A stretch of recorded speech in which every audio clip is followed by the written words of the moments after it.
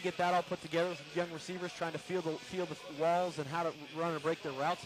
Like I said, just getting the whole fluid of the game, like Coach Allner said, and coming together. Well, that coming together better happen in a hurry tonight against an Arizona team that started off very hot. They are 2-0. This team has beaten Jacksonville already 55-52 and then beat Milwaukee. And I mean beat Milwaukee 62-31. All right, now this is, of course, a big game because it's Monday Night Football. And, you know, Zach, I would think that it's kind of a cool deal to play on a Monday night. It's a little different feel than, I guess, the big leagues out, NFL, and they got the hype and all the songs and everybody bringing it in. But still, it's awesome. It's a good feeling for these guys to have that experience. Experiencing a moment of silence. We'll explain it here in a moment. Casey Loop will sing our national anthem, and we will tell you a little bit later on about that moment of silence. It's for a very, very special lady who passed away on Saturday at St. Francis Hospital. Now here's our national anthem from Casey Loop.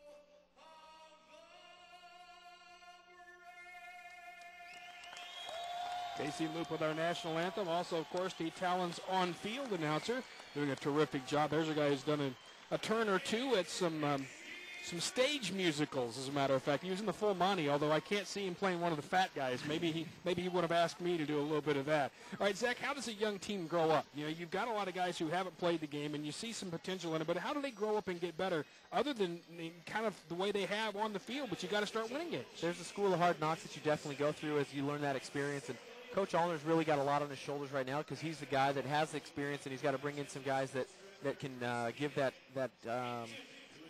leadership ability. So as a young team, you've got to just kind of get the small things that you put together on film and then put that into the next game. And right now you can see them doing those things, but they've got so many different facets that they've got to sharpen up on that it just seems like a lot at once. What would be the hardest thing to learn? I would think defensive back because of how quickly those cuts are coming at you. That's defensive back really is still a pretty natural game because you're backpedaling, moving, staying on the inside, or it's a call.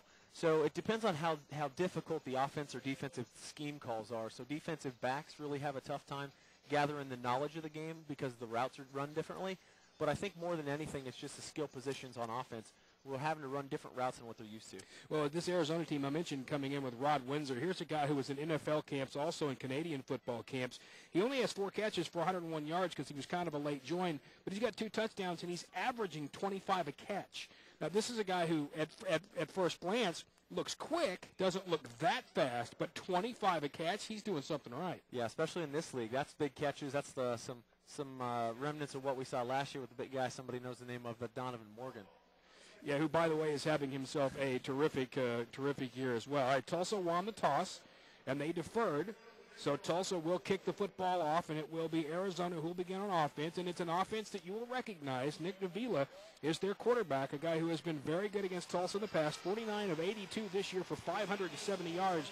The bigger deal, 13 touchdowns and no interceptions. And as long as you don't turn it over in this league, Zach, you got a chance to win. Well, I'll tell you, and that's one of the things that the Talons are going to have the difficulty with is an old veteran quarterback that can stand there and pick you apart when we're trying to put some things together still. So the experience is going to come into play of the Rattlers on that for sure. All right, let's meet the Talons starting defense. They will begin tonight on that side of the ball. Tom Bryant, 95, defensive line, Mankato State. Nicholas Brown, defensive end, linebacker, number 56, Virginia Tech. Eric Childs, defensive end, Kansas State University, number 16. Dixie Gray, 42, linebacker, Oklahoma State. Jamal Ramsey, number 44, linebacker, D, Oklahoma State University. JC Gear, number 4, DB, North Carolina State. Darian Williams, defensive back, number 3, University of Oklahoma. Fred Shaw, number 8, defensive back, University of Central Oklahoma.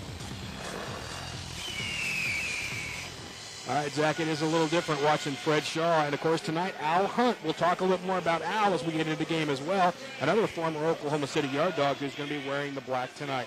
Tulsa wearing their black pants and, for the first time, their black home jerseys with blue on the sleeves, the black helmet, and the white Talons logo will be kicking from right to left.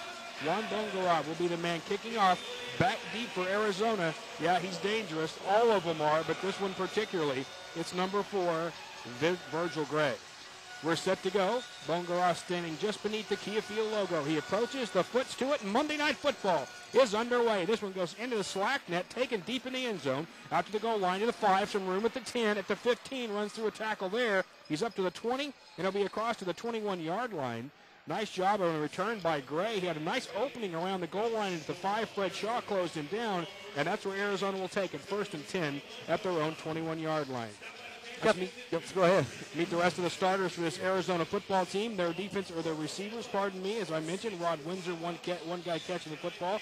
The other, Jason Gathers, who's got 14 catches for 148 yards. But their big touchdown guy, Trandon Harvey, 20 catches, 214 yards, 5 touchdowns. 2 receivers will go left side, 1st down for Arizona, now at their 21. Motion left side by Gathers. Davila, the left-hander, throws. That ball caught at the 21-yard line of the Talons.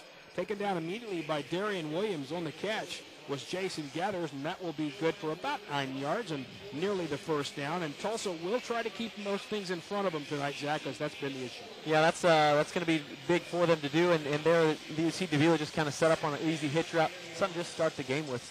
Shake off some dust. So now at Tulsa's 21-yard line, it'll be 2nd down and 1. 2 receivers to the left side. Harvey, the man in motion. Davila hands to his fullback, Odie Armstrong, and he is stacked up in the backfield. Odie Armstrong lost about a yard, and Odie, of course, a former Tulsa Talon, the career rushing leader for Tulsa, and he made a little noise this week coming into this one about how long he'd been looking for it. There was an article on the Arizona website talking about how he was going to run over his own teammates.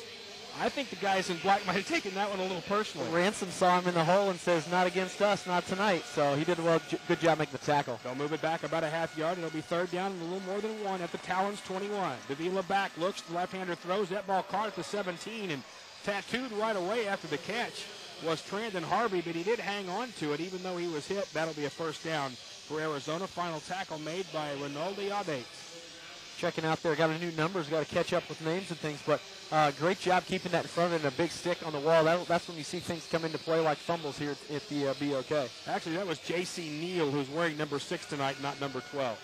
So it's 1st down, Arizona now at Tulsa's 16-yard line. No score, just underway, 1st period. Motion right side by Gathers. Davila has plenty of time. Fires left side, caught. That ball at the 7-yard line. Knocked down, the ball is free, but it's going to be recovered, not only recovered by Arizona, but they will say that he was down anyway. On the catch there was Nate Forrest out of California, Pennsylvania. And no, I'm not confused. That's a school. That's good enough for the 1st down. It'll be 1st and goal right there now for Arizona. And they'll bring in a beef in. Had a big hit there, almost turned the ball over. Just like I was saying, big hits create turnovers, and that was just a little bit away. Marcus Pittman comes into the game, and Kyle Harrington as well for Arizona. 2 tight end set. They're going to hand the ball to Odie Armstrong at the 6, and he's wrapped up right there and goes down.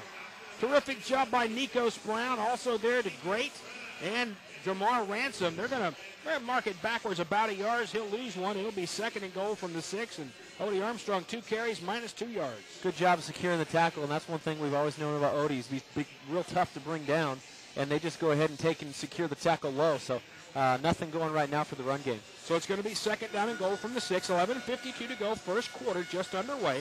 First drive for either team. Arizona first and goal. All three receivers go left side. Gathers will be the motion man there. Davila's back. Has time. Looking. Firing back at the end zone, and it's incomplete just beyond the outstretched arms of Nate Forrest. And pretty good coverage in there that time by Fred Shaw of Tulsa. And it'll be third and goal. And, you know, Zach, we often talked about how hard it is to score right here. But red zone offense, Arizona's 8 for 8 coming in. They've been very good. Well, that's veteran quarterback too. But yeah, inside the 5, inside the 10 gets real difficult in the arena game. And the defensive ends right there, or excuse me, D-backs did a really good job of keeping it together. So it's third and goal now from the 6-yard line of Tulsa. Arizona again sends all three men left side. Gathers in motion. Davila back. Here comes the pressure. He's going to go down at the 13-yard line. A flag is down, and that is thrown by where they normally will toss one for illegal defense. Let's hope that's not the case. We'll get the call in a moment. Victor DeGreat on the sack. These officials are going to talk about it now. The quarterback left the box. Oh, and they're not going to call that on Jamar Ransom. They're calling that one on Anthony DeGreat. And, oh, the tough thing there, the half the distance, not a big deal, but an automatic first down after a terrific play by one of the DeGreats. That's unfortunate, but great play there by the defense. And he might have. That's where they roll forward a little bit before the snap of the ball. I think the only thing they could have called there. So unfortunate there. It was Anthony DeGreat, the man they called. He's playing the MAC linebacker. And, of course, there's another DeGreat, Victor, playing defensive end. So it's first and goal now for Arizona. Tulsa's 3. They again will set up in a 2-wing set. They'll hand the ball to Odie Armstrong. Jumps forward at the 3 into the end zone. Touchdown for the former Talon. Odie Armstrong goes 3 yards into the end zone, and with 10:29 and counting to go in the first, it's 6-0 Arizona. It's a good job by the defense holding it together. Unfortunate penalty, but a lot of positive things to look for there. The defensive backs really stayed together, and just a tough give on the penalty. As a matter of fact, Davila did not get it into the end zone himself, so the Tulsa Talons did play better pass defense. Now on to add the extra point. Joe Schroeder, the kicker out of Sacred Heart University. The right footer is set. Snap is a good one. Ball is down. The kick is up, and it's dead center. Actually stuck. No, it's dead center in the middle of the post. It's stuck inside the post. That's a miss. So with 9:53 to go here in the first period, it'll remain Arizona 6, but Talons nothing. This is Talons football on KRMG. The car of your dreams is now within your reach, literally. Take a look at that little blue OnStar button right up there on your rearview mirror. Well, all right, now Mike, when you how push close are we it, getting you can on be one that? of 10 people to win the Chevrolet, Buick, GMC, or Cadillac of your choice. You don't even have to be a current OnStar customer. Just push your blue OnStar button, stay on the line to talk to an advisor, and you're eligible to win. Imagine yourself... or turn yourself up. There we go. Well, about 13 and a half minutes away. Okay, thank you, sir. I didn't mention this to you. A couple of things. Remember, everything that you say, as well as everything Zach and I says, is on Nifty TV. Even whatever you want, whatever you need, the low prices guaranteed. You can have it now, you don't have to wait. You can buy a lease to own the Aaron's way. Nobody beats Aaron's, nobody, nobody beats Aaron's, nobody. music on the way back, please, each time. And then give me the station back, if you would.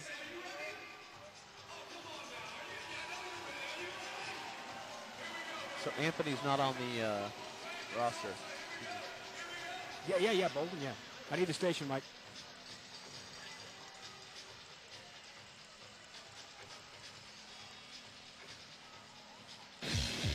AM 740 and FM 102.3, News Talk KRMG. Welcome back downtown to the BOK Center. Rick Corey and Zach Jones with the Talons trail 6-0 after the 3-yard touchdown run by Odie Armstrong. Arizona to kick, and a very high short kick will come down. Tulsa's going to take it. Brandon Copeland at the goal line at the 5, jumps sideways to avoid a tackle, and he's pushed out of bounds around the 8. Force on the tackle. They may give him all the way to the 10-yard line, but I think that one surprised him. That kick was so short right there from Joe Schrader. Zach, I was surprised. Yeah, that's those ones that hang up there for a while and get dangerous because they don't have enough time to kick off the net, but well, barely even made the end zone, so extremely short. That's Talons will take over. Bobby Reed at quarterback. First and 10. Tulsa will meet the offense in a moment. First of all, let's get this first drive. Talons 6-0. 9:25 to go. First period. First possession here for the Tulsa Talons. Reed under center. Motion right side. Bobby has the snap. Flag goes down. Bobby's going to go deep. Thrown deep. That ball is just off the hands at the 4-yard line of T.J. Williams. His first start tonight. That'll be incomplete, but we'll have to see what the flag is on. And the way Anthony Bolden looks, I think it might just be on Anthony. It came a little early, and it's on high motion. This is one of those things early season where timing comes into play. That's a hard one to call for an official, I think. When you give a little gap for High motion call. I think you let that one slide. You know, and even the offensive line is watching that high motion guy, so they're going to move a little bit. So they'll move that one back to the 5. It'll be 1st and 15 now for Tulsa, and Mitch Allner's going to have a word with the line judge. 2 receivers go to the right. Williams is one of those. Al Hunt to the left. He's the motion man starting tonight. There's the snap for Reed looking. He throws. That ball caught by Al and then dropped at the 12-yard line. Good coverage in there by Arizona. That was knocked out by Marquise Floyd. And let's meet the Tulsa offense. Lorenzo Breland, number 62, center, Jackson State University. Peter Fields, offensive line, number 79. I'm from London, England. Anthony Bolden.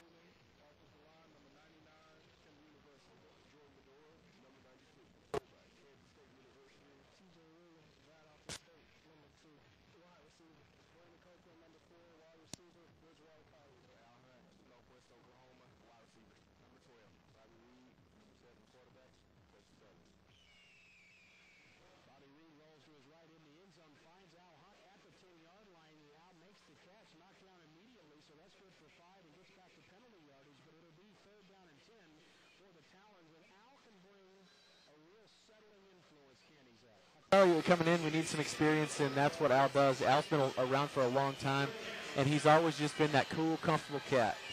Let's see if he can get comfortable about 10 yards downfield. It's going to be 3rd and 10 Tulsa at their own 10, trailing 6-0 with 7:54 to go in the first.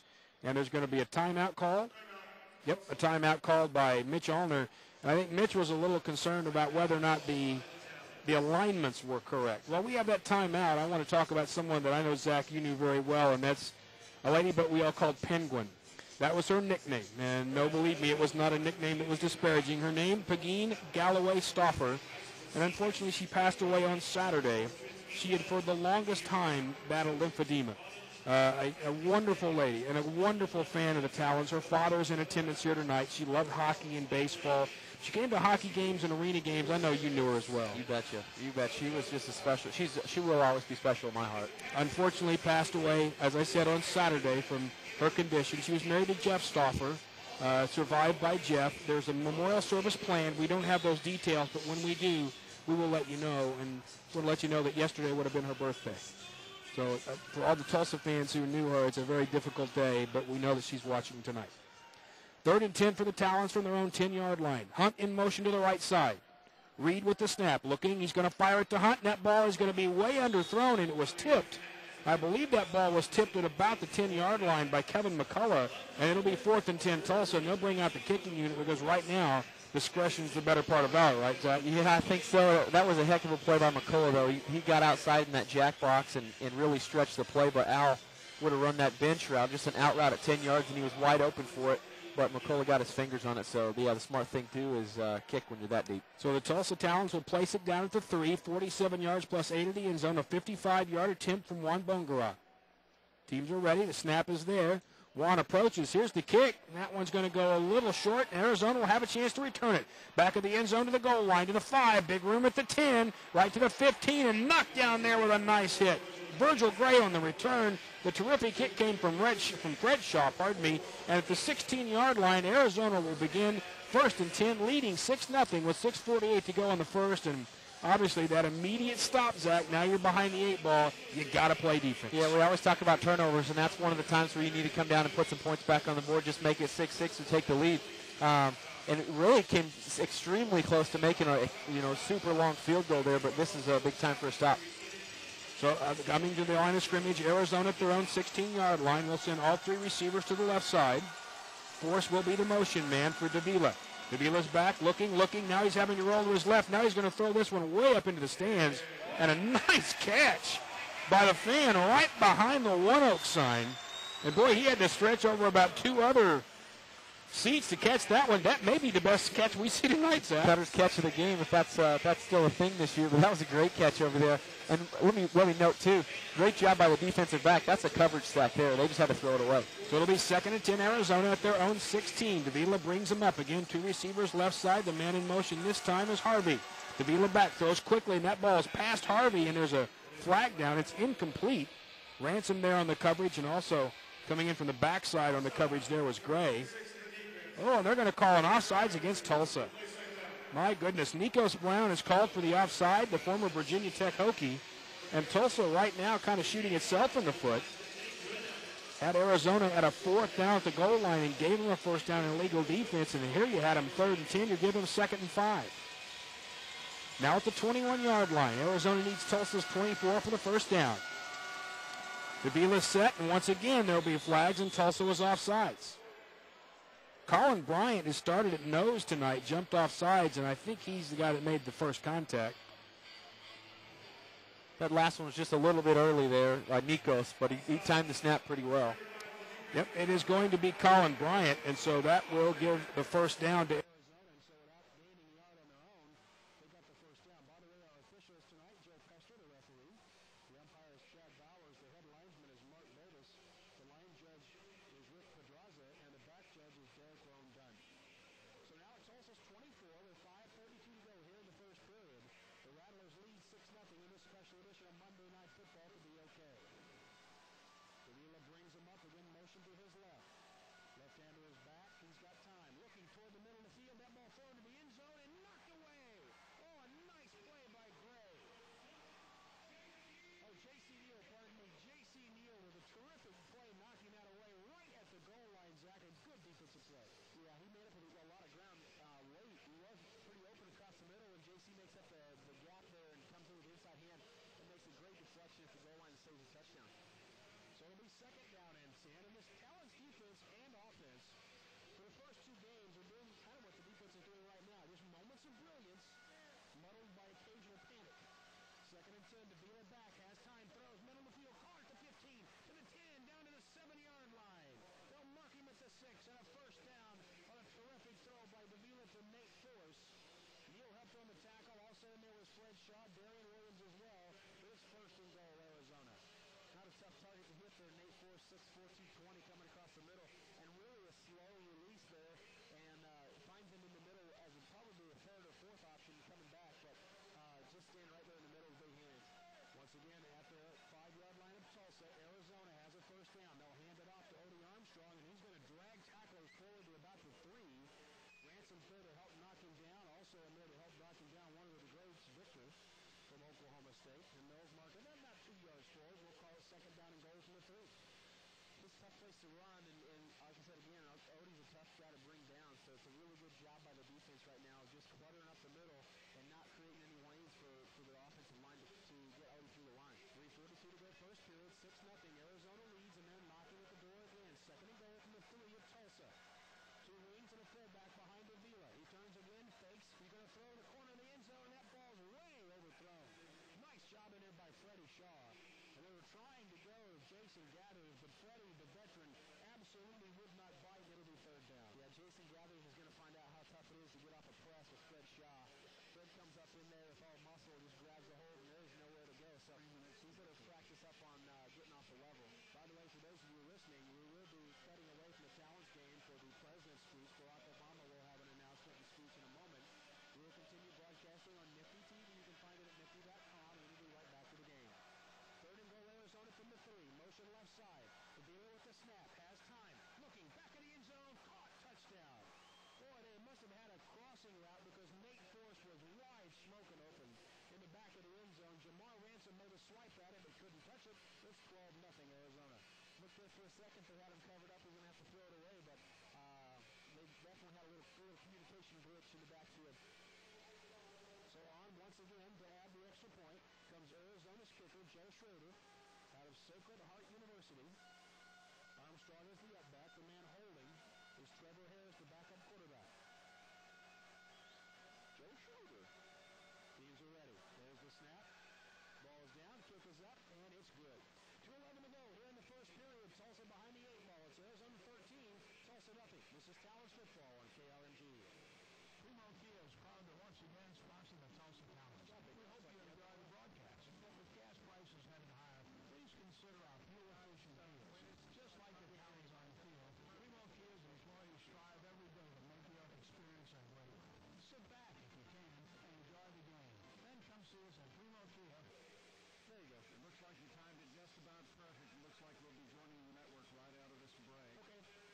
just going to keep on going, and you just go ahead and tell me in my ear. Remember, you have to take the station out of my ear when you talk to me. Otherwise, I can't hear you because it's too loud. Okay, brother. Sorry about that. That's all right. I forgot for a moment. No, don't be sorry about it. It's new to you. You haven't done it in a while. You can give me a station back now, please. Employee health and dental benefits, free long-term disability insurance, uniform allowance. I'll be hearing stuff for quite a long, long time because I'm going to be bringing my speech up at the end of the commercial. That's fine. I just need to know when to go. If you're looking for a job, enjoy working with the public, and would like to work for an outstanding company with excellent benefits, Tulsa Transit is for you. Apply in person today at 510 South Rockford, just off 6th and Utica in Tulsa. If you're looking for a job, act now. Apply today at Tulsa Transit, 510 South Rockford. Tulsa Transit Authority is an equal opportunity employer and supports a drug-free workplace. Apply now. Tulsa Transit, 510 South Rockford. AM 740 and FM 102.3. News Talk, KRMG. Welcome back downtown to the BOK Center. Rick Corey along with Zach Jones as the Talons trail 13-0. I'll recap the scoring for you in a moment. Right now the kickoff comes from Arizona. It's going to go off the net, just underneath. No, it's underneath. Oh, my. What a perfect kick right there. Once again by Schroeder. It's just underneath the net. Copeland cannot bring it in. And Tulsa will start at their own 5, and that is just the way the night is gone. Boy, that's the perfect kick, and unfortunate for the Talons, there's no way to get that. It was right underneath the field goal post and just high enough that you can't jump up and grab it. So that's one of the few times you don't get a return, and that's difficult. That last series started at Arizona 16, a 6-play drive covering 34 yards. The field goal, of course, with a touchdown finally from the back of the end zone from about 7 yards out, and Arizona leads 13-0. Talons throw it quickly left side to Al Hunt at the 7-yard line, breaks the tackle upwards to about the 8-yard line. Finally brought down by one of the outside defensive ends, and that's Antaj Hawthorne out of Wisconsin. But Al got about 5. It'll be second down and 5 right now for Tulsa. And you're just trying to find something right now you can get into a rhythm with, aren't you? When you go to that guy that can get it done for you. Al's one of the most difficult guys to bring down. He's like a running back, and he can make those 5-yard pass shovels into full field length. Believe me, he's an older guy, but he's a rocked-up fellow. That guy keeps himself in shape. 2nd and 5, Tulsa at their own 10. Bobby Reed back. He's going to run the quarterback draw. Reed at the 10. He's going to be taken down right there. Jumped around a guy at about the 11 and tried to get back to kind of to the 10-yard line and then cut again, but he couldn't do it. Instead, Tyree Gasper was there and took him down. Tyree is not a small man himself at 6'3", 270 pounds. It'll be 3rd and 5. Tyree and the Hawthorne gave him a little splash there at the end just to make sure he knew what it was like to get body slam. But seeing Bobby Reed get the corner, that'd be kind of exciting because that guy can move. He can. As a matter of fact, a couple of 30-plus yard touchdown runs already this year. Tulsa trailing 13-0 as 3rd and 5 at their own 10-yard line.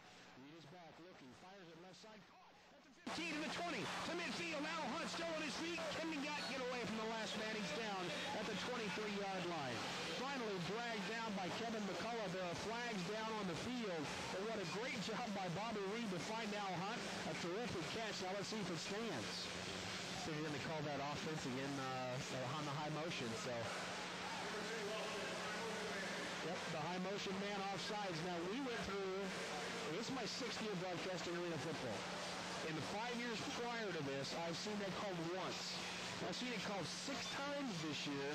I do believe the officials got together and said, let's do that. Yeah, in the clinic they said, hey, we got to get together. And it's just you're supposed to have that 3-yard window across the line of scrimmage. And it's, like I said, it's kind of a judgment call, but it's tough for me to even see that. Talons are hurting themselves with penalties. Now 3rd and 10 from their own 5-yard line. They'll need, of course, their 15 or better. Reed is set. Bobby is back. Has time. Looking. Firing. Intercepted at the 10. To the 5. Into the end zone. Touchdown. Threw it right to Kevin McCullough. And Tulsa is down 19-0. McCullough's playing that jack linebacker. He just kind of floated into the flats. And last choice that Bobby wanted to make was throw it right to McCullough, but unfortunately turned around to throw to the flats, and there he was. And he's trying to look off the other guy. It just didn't see him. And a horn will go off to end the first period, but they will go ahead and make the extra point try before we go to the break. 19-0. Tulsa trailing. They'll get the kickoff. Boy, you talk about being behind an 8 ball. Now, this is an Arizona team that did come out and win its first 2 games, so it's a good football team. But Tulsa's got to find an answer offensively and defensively. Kicker on the field. Joe Schroeder ready again. He's worked a lot tonight already. Harris will hold. Snap is a good one. The ball is down. The kick is up. And it's off the net again. He missed for the second time. Period. It will remain 19-0 Arizona. Talons will have it next when we come back. This is Talons football on AM 740 and FM 102.3 News Talk KRMG. And we will just start a clock and do it that way. Oh, there you go. Because we are in the break. But we're still on Nifty. So for those of you listening out there on Nifty, howdy. We hope to be able to score a point or two. Yeah, you've been around young teams, you know. I mean, young teams are young teams. They've, like you've mentioned, they really have got some high points, and they look good at times, and just trying to get it all in a rhythm for a full game, full time together. Not easy. You certainly, especially when Bobby, you can see the talent, boy, when he pulls it down and takes off those 237-yarders he had, nobody could touch him. No, he moves. Now people will game plan for him, and it's the adjustment for there. Yep.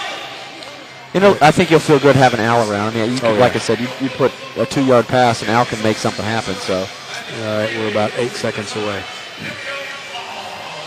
Zippity-doo-dah, zippity-doo. AM 740, FM 102.3, News Talk, KRMG. Welcome back to the BOK Center.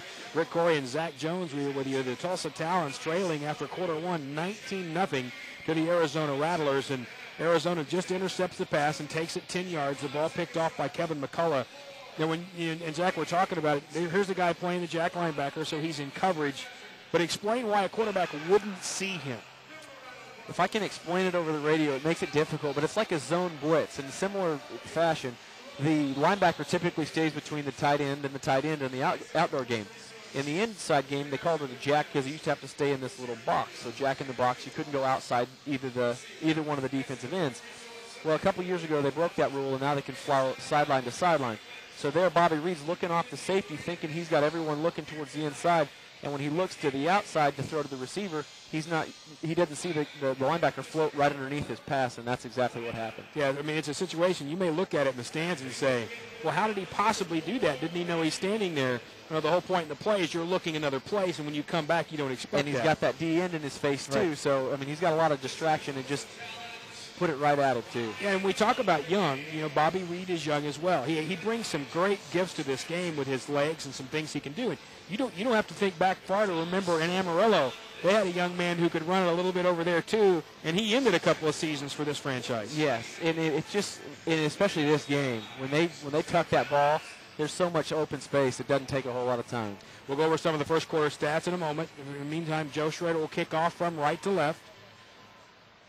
The ball is going to bounce into and up over the wall into the stands, and that bounced over at about the 3-yard line. Oh, they're going to call it a touchback.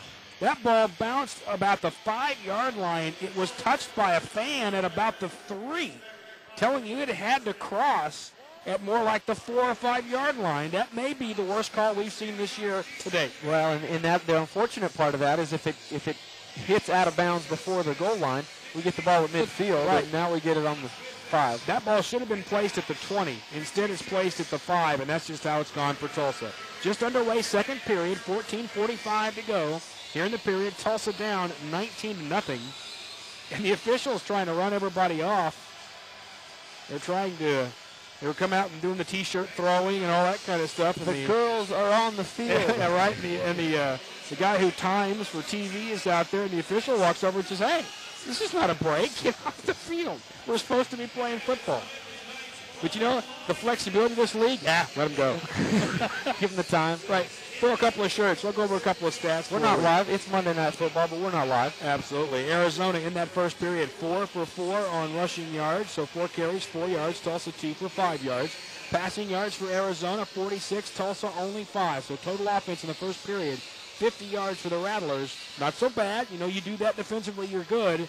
The problem for Tulsa, only 6 plays for 10 yards. Well, the defense really gets them in a peculiar position and then gives up a penalty or something. So they've given up a couple extras, and the offense just really hasn't gotten the clicks yet. Yeah, the possession time, 9:55 in the first period for Arizona, 4:56 for Tulsa.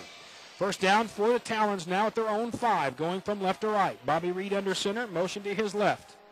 Reed hands off left side to Jordan Bedore, and he plows forward to about the 9-yard line. They may give him only the 8. He's dragged down at the end by Marcus Pittman out of Troy. I think they're going to give him the 8, and we'll call that 3. And you know, down here, Zach, once again, just get something. Yeah, get some extra yards and then make it easier on second down. Because we haven't seen him throw deep yet. One time and just barely out of his hands. But a 2nd and 7's a lot easier than putting pressure on them third if you don't get it. So they'll move it to the 8. It'll be 2nd and 7 from right there. Actually, we'll call it more like 6. Al Hunt in motion left side for Reed. There's the snap looking for Hunt. Pump fakes. Now he goes deep for Al, and that ball is intercepted. It's intercepted on a brilliant play at the 16-yard line. Boy, Al Hunt was not the only guy that had a shot at that. But the interception for the second time tonight comes from, was that McCullough? Well, that's number 19. No, it wasn't. Okay, I was looking at Floyd. Marquise Floyd out of Western Georgia, who went sky high at the 17, pulled that thing down with one hand, landed right on the wall at the One Oak sign, rolled back onto the field, and it's good for a pick. Yeah, that was a pretty amazing catch, especially for a DB. Usually those guys don't catch that well. That's why they're defensive backs. They can catch the D receivers. That was a spectacular grab. So it's now first down, Arizona. Second turnover for Tulsa. Arizona at their 17. Davila under center. Has the snap. He throws quickly left side. Rod Windsor's going to reverse his field, and Windsor back at the 10-yard line is taken down. He'll get back to the 12, but it's Colin Bryant, the nose guard, who takes him down. The ball came out. There's a scramble for it, and there's actually a scramble between players now as DeGreat got up jawing at one of the Arizona players, and I think Odie Armstrong got in there with him a little bit as well.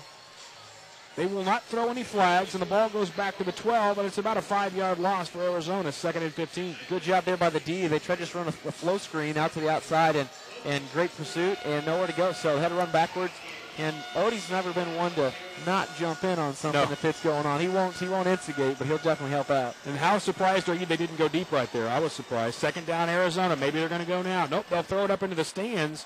Oh, and a little shot given to Rod Windsor by Fred Shaw. And Freddie's also a guy who's not worried about jumping into a pile, isn't he? I didn't know if you were going to go there or I should, but Fred will definitely throw on in.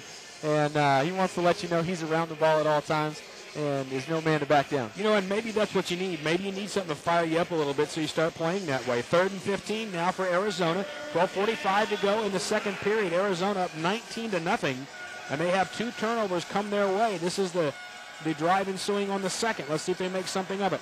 From their 12, they need Tulsa's 23. Back is Davila. He's got time. He's going to go deep, and wide open is Gathers. Makes the catch at the 7 into the end zone. Touchdown. Oh, my goodness. Pardon me, it's Trandon Harvey who was open. Williams chasing him back there. Also chasing him back there was Neal. But somehow on 3rd and 15, he got wide open, and it's 25-0. I'll tell you, I think Williams got a little spun around there, thinking he was running a post route. Throws up on the corner and run a double move. And definitely fell out of position. But some strong sides of that, though. Davila had to pick himself up off the ground. 1 second longer, he gets sacked for the loss. Well, and he did throw the ball. It looked like he threw the ball earlier than he wanted, but, yeah, you got to keep your coverage. On once again for another extra point is Joe Schrader. Harris holds. Snap is high, but the ball is down. The kick is up, and it's in there. 11:42 to go in this first half. Arizona 26, the Tulsa Talons nothing. This is Talons football on KRMG. Well, the old double move. Yeah. Wow, the T-shirt gun is particularly active tonight. For those of you listening on Nifty, this may be the best T-shirt gun we've seen. It's going what, Zach? 50 yards? Yeah, I saw him shoot over here. Went clear up to the top Look deck. at that one. There it goes. Top deck behind us. Excellent shot by the T-shirt gun. Many other buildings will now be jealous of the Tulsa T-shirt gun. I'm just saying. Had to get a recharge, huh? Apparently, they put something a little extra in there.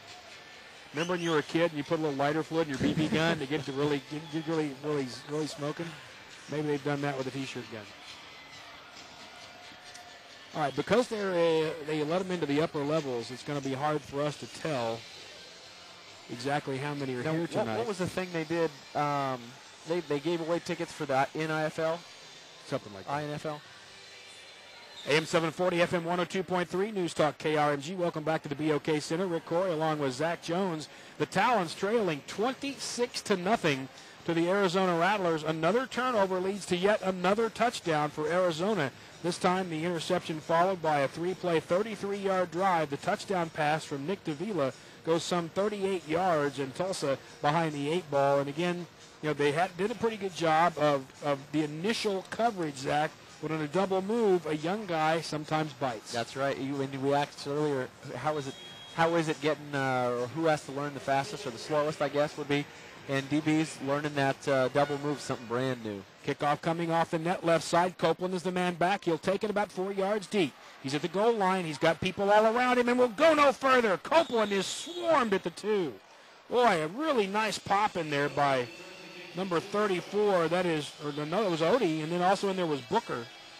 Both guys making a nice hit. They're going to mark it at about the 2, and right now Tulsa just can't get an awful lot done, and now you're backed up, and your quarterback's thrown 2 picks. I'm thinking you're either going to hand it off again here or you're going to throw one of those on-the-board routes to Al. Throw it on the board, get some room away from the end zone. Not a lot of, I hate the word clicking right now, but it just seems like it's little things aren't connecting. I think you could say clicking, and you'd be correct about that. First down and 10, Tulsa at their own 2. Reed is set. There's the snap, throws quickly, and that ball is caught by Copeland, and he struggles just to get out of the end zone. Kind of like that's almost a little version of the wide receiver screen for arena ball, but losing about a yard was Copeland. They'll mark it back about the 1.5, so we'll say he lost a half yard, and that's going the wrong direction. Not down in this area. You don't want to lose yardage. Once again, these defensive backs from Arizona have done a very nice job of being close to the plays. Those guys I'm talking about are number 4, Virgil Gray. We've seen him many times before. Also in there is Riley Swanson and Marquise Floyd. Second and a little over 10 for Tulsa at their 2. Reed on the quarterback draw is hit and driven into the end zone. It's a safety. Oh, immediately there was Tyree Glasper, and Bobby Reed had no chance. He took a step, started to go forward. Glasper just rocked him, and it's now 28-0. Boy, you can't get the screen to work. You're struggling now to get your quarterback loose. I'm not sure where you go, Coach. The running game is just, it hasn't been, Bedore's not a fullback. So they've tried a little bit of the running game, but it hasn't been really that bad looking at Al Hunt. So I think some of that underneath stuff is the way they're going to have to go to that. 28-0 Arizona. They lead now after the safety, and Tulsa will be forced to kick as well here with 10:27 to go in the second period. All right, and there is a greater question here. This is a franchise that is absolutely not used to this. It's never started 0-2, and unless things change drastically, it's going to start 0-3. We both know the people involved here. They're not likely to sit around for this. There may be some movement after this week. I feel some movement. It's definitely difficult to feel this this way coming out of the season. And tough 2 road losses, now coming home is something that's brand new for us as spectators and as fans as the same time as a teammate. So it's difficult, but they're going to have to make some changes somewhere. But you can't either that or you just have to ride the horse. Yeah, and I guess the thing is at this time of the year, where do you find guys? I mean, people are signed, so you certainly guys are getting released or things are changing at other teams, but it's not going to be easy to put stuff together. And it's not to say that this group can't find themselves either, because stranger things have happened. You find the component that really sets you apart, or that next spark that makes it work. Brandon Harvey is back to set to return the kick. Juan Bongara set to kick off from left to right. He's right below the big T in Talons in the end zone. This kick goes high and left side off the net. Taken about 3 yards deep, down to the goal line, to the 5, to the 10, to the 15, and he'll go down at the 16-yard line. Decent return once again for Harvey, but Tulsa's kicking game, in the past with Luke Phillips, it was a given that was very good. And even last year when Tulsa had to go through several kickers, it was good. And, of course, you had a guy named Hewley who used to make returns kind of good. But right now Tulsa's struggling a little bit. Return allowed to the 16-yard line. And, of course, the last kickoff, Tulsa takes it at their 5. That's got to change a little, too. It's got to change, and it starts with the kick coverage guys. That's where they were. They didn't get inside the 15. Davila from his own 16 is back, has time, fires middle of the field. Windsor wide open, makes the catch, makes a man miss at the 20, down to the 15, and he's going to go down there. Neal on the tackle. But Rod Windsor showed you why he was in NFL camps, made the catch at the 20, spun back inside to make Fred Shaw miss, and goes all the way to the 15 for another Arizona first down. Looked like he was going to break away there for a second, but good job by Neal and Shaw, maybe just securing that tackle and keeping him outside the end zone. Neal has done a good job tonight holding on to guys. Rod Windsor's a tough guy to hold on to. 9:33 to go in this first half. Arizona 28, Tulsa nothing. The Rattlers driving. Davila back. Has time. Throws, and that ball caught at the 9-yard line, but he could not get away. Once again, Windsor. They'll mark him all the way down to the 8, so they're going to give him an extra yard. Fred Shaw on the tackle. That'll be a gain of 7, and it'll be second down and 3. And one thing you see from a veteran like Davila is there's no hesitation. He drops, he plants, he throws. When it's such a timing game, you got to know where you're going before you throw it, and if not, you go to your second choice read. So he does a really good job of setting in the pocket or floating. He floats a little bit here and there to find his passing lane. From Tulsa's 8, it'll be second down and 3, Arizona. Davila is back, set to go, firing again. Ball caught at the 5-yard line. Knocked down immediately once again was Harvey. Good tackle in there by Neal, but they'll give him the first down, and it'll be first and goal. And again, when we're talking about finding rhythm, Zach, those are the things we're talking about right there. It's those 3, those 5s that you do like that you just snap, snap, snap. And when you're doing that, your offense has rhythm. Yeah, the other night we saw Mickna on TV, and Mickna just didn't ever throw a deep ball. Short ball the whole night. So that's something that really takes time off the clock, but at the same time it gives your offense some rhythm. 8:19 to go in this second period. 28-0 Arizona, and they are threatening again at Tulsa's 5, first and goal. Davila back, looking to the end zone, throwing, and wide open in the back of the end zone is Rod Windsor. Absolutely split the defense. Williams and Neal were back there, and Rod Windsor was completely uncovered, and it's 34-0. So far, towards the red zone, the defense has done a good job of keeping a lot of things in front of them, but there's something that's not connected there that they've left that guy across the back of the end zone just uncovered. And that's the one guy that you keep an eye on down there is Windsor, because he is one of their key guys. On to add the extra point, number 11, Joe Schrader. 7:34 to go here in the second period. Tulsa down 34-0. Schrader will put it down, and now the flags will fly. Too much time. And I did see Arizona taking a little time on purpose. I saw that Coach Guy kind of look over at the clock earlier and called Davila back over on one of the kicks. Zach already trying to use a little bit more of the clock, which in arena ball you just don't see very often. No, it's never a time game unless you get inside the last minute, so that's kind of interesting. So they'll back up, and now the extra point will be 23 yards long. And Schrader's missed 2 of them tonight already. Snap, ball is down, the kick is up. He was very ginger and put it dead center through. 7:27 to go in the first half. Tulsa struggling, trailing Arizona 35-0. This is Talons football of KRMG. They just needed to back the kicker up a little bit. That's all it took. Yeah. Thank you, brother. Yeah, thank you very much. It's too close. You need to back him up 5. Yeah.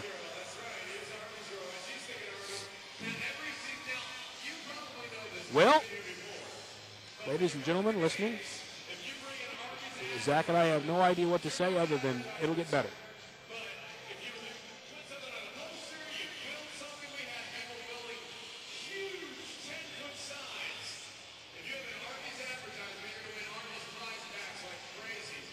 I had a message asking about Pagine.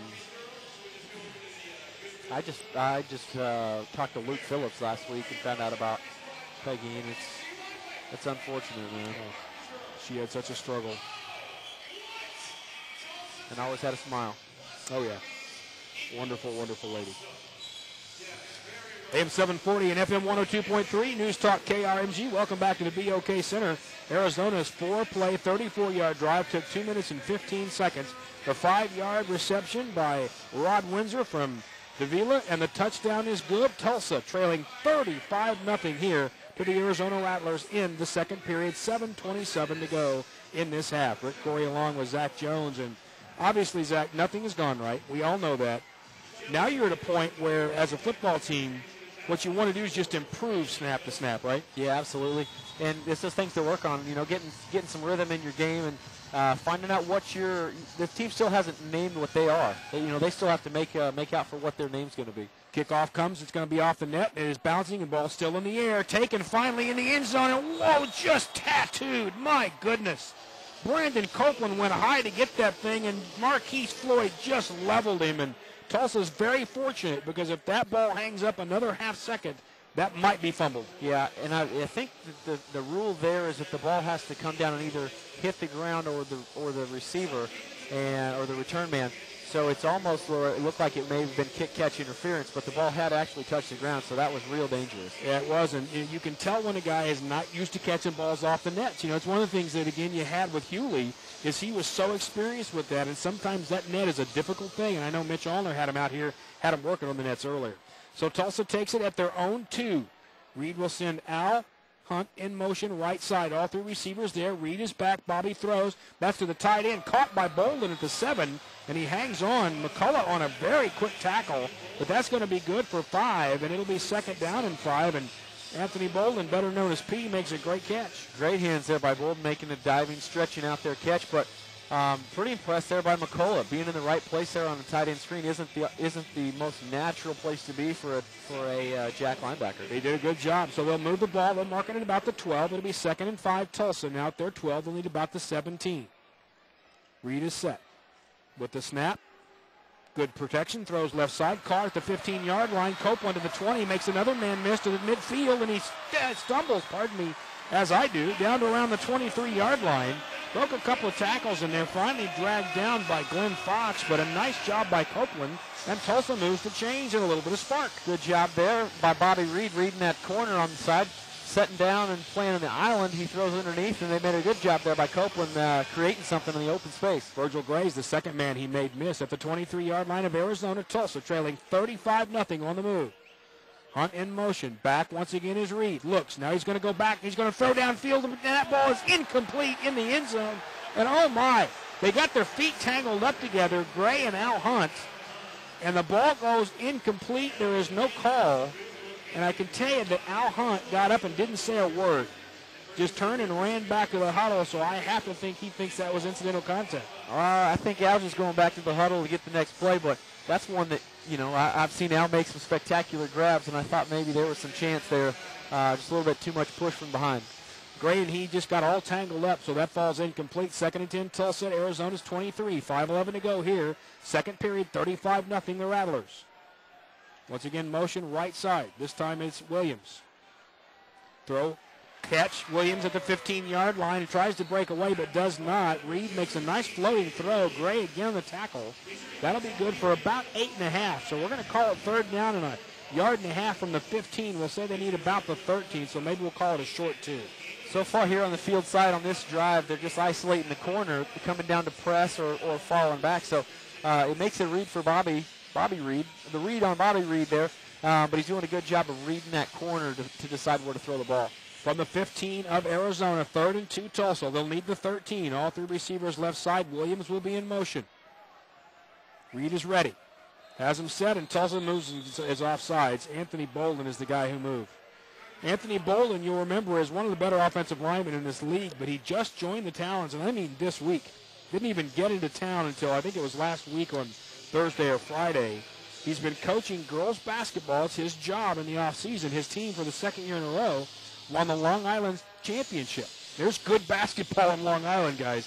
So a really good job by Anthony Bolden, but he jumps off sides there. So it moves it to the 20, and it'll be 3rd down and 7 now for Tulsa. Williams in motion to the left. Snap to Reed. Fires. Ball caught at the 12-yard line and forward to the 10, and it's a 1st down. Williams with the tackle, or the catch, the tackle in there by McCullough. Tulsa gets 10 and moves to chains. This is a little bit more like football this time, so throwing the ball, making some catches, and moving the chains. That's what it's all about. So it looks good right now for the Talons moving. 3:46 to go in this first half. Tulsa trailing 35-0, a very fast-moving first half. Bobby Reed seems to have found a bit of motion, and certainly you can expect that Arizona's lost a little of their intensity. That's okay. The other team loses intensity, I'm all right with that. Reed to the line of scrimmage, brings him up. He is set, under center. Bobby's back, looking. He's going to roll to his right. Reed's going to take off, and he is smacked at the 12-yard line. Boy, they made a sandwich out of Bobby Reed right there. The guy that got him first was Marcus Pittman. The other guy that joined him was Antaj Hawthorne out of Wisconsin. He'll lose about 3. It'll be second down and goal from the 13. I'll tell you, that D-line did a really good job of just playing contained. They weren't going to put any pressure on him there, but Bobby didn't have anywhere to go. He tried to squeeze through a gap, and they just converged on him and put the lick on him. Welcome back to all you who have been listening to the president and his speech. We are at the BOK Center. Rick Corey and Zach Jones. Talons, second down and goal from the 13 of Arizona. Throw to the end zone, knocked away, incomplete. A brilliant play by Virgil Gray. Wide open initially in the end zone was T.J. Williams. That ball floated just a little bit too much, knocked away, and it's third and goal now from the 13. And to catch you up, for those of you who are just joining us again, 35-0 Arizona with 2:26 to go in the first half. Tough play there, but Virgil Gray does make an unbelievable breakup. And that may be one of those things, too, that now Bobby Reed knows I can't throw underneath on that. I just put it in the top corner and let him go get it. Yep. Tulsa will have now third down and goal from the 13 of Arizona. Williams in motion to the left side. He's the taller receiver at around 6'3". Reed is back looking. He's going to go right side to the end zone. That ball is intercepted. Nope, it's dropped. And the officials are going to say that, Arizona's going to call out their trainer for what seems to be an injured player. I think that would need to be Gray. Probably so in that corner. And that ball was right to the corner. Tulsa didn't really have much of a chance to get there. And it will be fourth down, but Gray looks like he is the player injured, and he is up against the wall on this side. We are not able to see him. Gray went down for what looked like a possible interception, but apparently didn't hold it as he bounced into the wall. And as you know, Zach, because you've been there, that corner comes quickly over there, doesn't it? Yes, you take your eyes off the wall for a second as you chase the ball, but as soon as it comes back into play for you, it comes in a hurry. So well, and then you've got the base of the wall right there, and that turf is not very padded. And when those two come together, there's no give. It's like running into a cement wall. So he's laid out there for that. And I think he did pop up, so that's good news. But yeah, you lay out for a ball towards the wall, and just hopefully enough you can tuck a shoulder before you go head first into it. So it'll be fourth down and goal for Tulsa at the 12-yard line of Arizona. Minute 47 and counting to go here in this first half. The Talons trailing 35-0, and they will have to kick. No, they will get the ball, to start the second half. Al Hunt, the newest Talon, in motion to the right side. Two receivers left. Reed has the snap in his back. Looking, firing to Al Hunt. That ball intercepted in the end zone. Picked off Arizona's Riley Swanson. A terrific job of cutting in front of Al Hunt. And Swanson, the man who just came in for Gray, intercepts, and now there are flags all over the field. Al Hunt may have done a full suplex on the guy and just picked him up and dumped the sack of potatoes, but it's a nice play, though, by Swanson. The tackle. Yes, he did. He got the tackle, WWF style, but a terrific play by Swanson, and we're going to have to hear what Joe Pester, the official, has to say.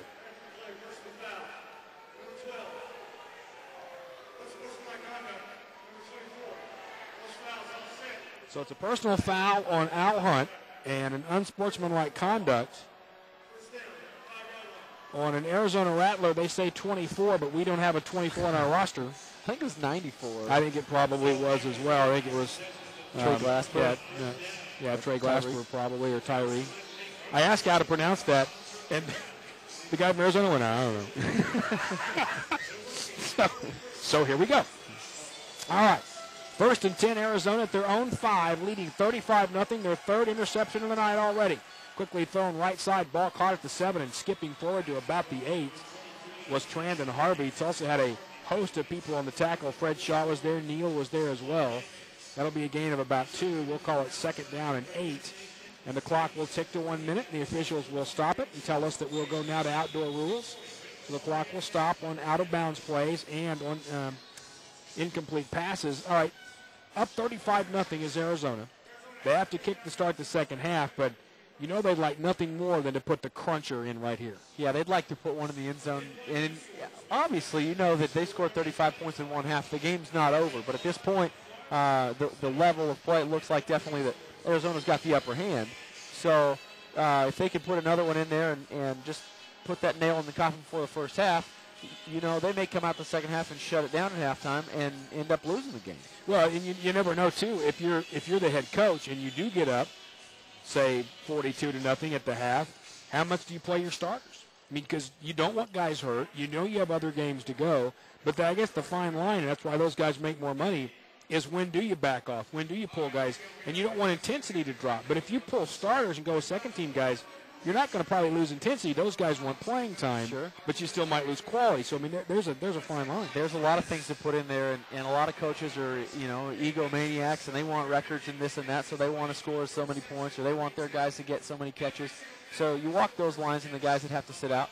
But this is another thing to keep in mind is there's not a whole lot of second-teamers. Right, yeah, there's not that many guys you suit up. So some of those guys may be guys, and, we have had games in the past. You and I have been around when this Talons team has beaten people pretty badly, and that's when, your receivers are playing D-back and your D-backs are playing receivers, and that, they're kind of having the fun of the game and going to do that. And you certainly don't want to see that happen against Tulsa, but at this point, at 35-0, your concentration is just keep them out of the end zone. Yeah, as much and as quickly as possible to try to get something going. Remember, this team has to leave for Pittsburgh on Friday, a difficult game on Saturday against the new Pittsburgh franchise who has a pretty familiar guy named Terrence Carter. And Larico got traded to Pittsburgh as well. Yeah, playing defensive end. So some familiar faces will come, and another team that's playing well in Pittsburgh as Tulsa will go up there on Friday morning. Team leaves about 6 in the morning to make that trip. And before you think, boy, how wonderful it is to have these opportunities, you leave at 6 in the morning, meaning you have to get up at 4 because the Talons have to check in as a group to get everything loaded. So you get up at 4. You're traveling starting at 6. I mean, traveling is traveling. You get to a hotel. You're there about an hour. You go to an arena, go for a walkthrough, go to bed as early as you can. You get up, you go back and have meetings. You go play a game. You get up at 6 the next morning to come home. Not as glamorous as it seems. Second down for Arizona. Davila back, has time, firing middle of the field, and that ball's incomplete at the 20-yard line. Harvey was the guy who slid in there, but about the time Davila threw it, he went down. Tulsa had Colin Bryant, get there, as well as DeGreat, and it'll be third down and 7 from about the 8-yard line. Something else also that comes into fact there is that such a short week, you don't have a lot of time for your body to recuperate and get over the bumps and dings and sprains and strains that you normally would. So that comes into play big. 56 seconds to go in this first half, 35-0 Arizona, and they have a 3rd and 7 from their own 8. Back as Davila has all kinds of time. Looking. Now he's going to go deep. Open as a 5. Caught and then dropped. Oh, my goodness. Absolutely open there was Jason Gathers. He had beaten Tulsa's Darian Williams, and the ball hit him square in the hands, and he just dropped it. It's 4th down. Williams was in, is that Williams over there? Yep. Yeah, Darren Williams was in pretty decent shape to make that play.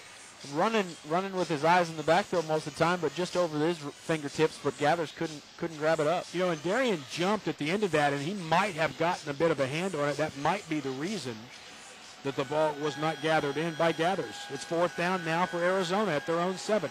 4th and 8, they need the 15. Back as Davila, firing, caught at the 17, now at the 20, making another miss, jumps to the 24. It's Gathers once again, and that's going to be a 1st down. And with 41 seconds to go and counting, Arizona moves the chains.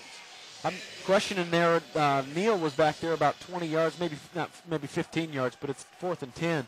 Davila for him to make catch. With the snap, once again, throws over the middle. Once again, Gathers with the catch at the 20, goes to the 15-yard line, and Ransom in on the tackle there along with Neal, and once again, they'll move the chains. It'll be a 1st down Arizona at Tulsa's 15. Now 24 seconds to go here in the first half, and a timeout. So I guess we answered the question. They got down to the 4th down, kind of looked like they were going to nonchalant it, and they really picked up the pace. Yeah, they put in their hurry-up offense, couldn't even get through the play call. By the way, our halftime guest will be a guy that, if you're in this league long enough or around this league long enough, you'll eventually hate a guy that you eventually have to love because he comes to play for you. Right? That is the truth. It happened with Pierre Thomas a couple of years ago, and, Freddie Shaw. And, none of us, you knew Freddie Shaw, but those who were fans and I knew him a little bit as a broadcaster, but you don't know those guys very well. You just know you don't like them because they're playing against you and they're fiery guys. Well, Freddie's one of those guys that I walked in the clubhouse and I said, God, I hate you. I'm glad you're on my team.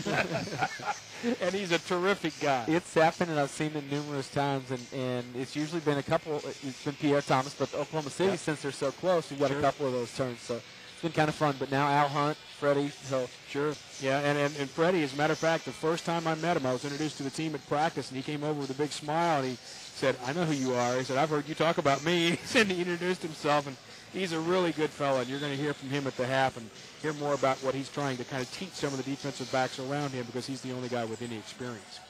24 seconds to go first half. Arizona 35, Tulsa nothing. The Rattlers first and 10 at Tulsa's 15. Davila straight back, has time. Nick Davila fires to the end zone, caught, touchdown. Once again, it's Trand and Harvey kneel on the tackle, and again, he didn't have bad position, Zach, but he could not get around him. You could tell it. At that point, Gathers is the more experienced guy. He gave him his back shoulder. Davila throws to the front shoulder. You can't defend it. That's just good football, and that's what athletes do is getting in position to make plays. And both of those guys, Davila really put himself in good position and looked like Ransom underneath there in the jack position got a hand on it, but not enough. So a good job once again by Trand and Harvey to get in position. Nick Davila delivers, and it's 41-0 Arizona, and it is quiet in the BOK Center. There's the snap. The extra point is up, and it's right down the center. Joe Schrader hits it again. 20 seconds to go first half. 42-0 Arizona leads. This is Talons football on AM 740 and FM 102.3 News Talk KRMG. The Rogers County Home Garden Farm and Ranch Show this weekend. Expo Center in Claremore. Nice job, Mike, getting us back. Thank you very much. Gardens, ponds, patio. You're welcome, sir. We taking 60 here? Yes. Interior and outdoor design. See the latest mowers, tractors, farm equipment, and ranch supplies. Attend do-it-yourself seminars, food and wine tastings this Friday through Sunday. Expo Center, Claremore. Details, RogersCountyHomeandGardenShow.com. Presented by Champion Windows. Next thing. You want Talons rejoin or music? Music, please. They're going pretty quick. Roger, got that. Thank you. On traditional Chickasaw dishes and listen to storytellers related timeless tales of wonder. 10 seconds. Thank you, sir. In our living, breathing culture. Plan your adventure to the Chickasaw Cultural Center in Sulphur today at ChickasawCulturalCenter.com. AM 740, FM 102.3, News Talk KRMG. Rick Corey, Zach Jones at the BOK Center. Kickoff coming down at the 5-yard line to the 10 to the 15-yard line goes Copeland. He's up to the 17, and nice return there by Tulsa. Taken down. The final tackle comes from number 6. That is Vince Hill of Arizona. They'll mark him at the 17, first and 10 for the Talons, trailing 42-0 with 17 seconds to go here in the first half. And I don't know, Zach, you go to the end zone right here? I think you take a shot, put some points on the board. You only have 17 seconds, so if you take 3 to 4 seconds per play, you can run 4 times going to the end zone on some big shots, and you may come up with something. So from their own 17, Tulsa down 42-0. Will send motion to the right side. That's Williams. Reed under center with the snap. Reed throws middle of the field, and that ball is behind Al Hunt and almost intercepted. Went off Hunt's left hand and then just popped out of the hands of the defender at that point. That was Marquise Floyd, and 3 interceptions tonight already for Bobby Reed, and that was nearly the 4th at 2nd and 10. That came up just a little short and to the left, and Al Hunt made some spectacular one-hand grabs and almost pops that one up just enough for an interception. So 2nd and 10, Tulsa at their 17. Reed will send 2 receivers right side. Copeland one, Williams is the other. Hunt to the left.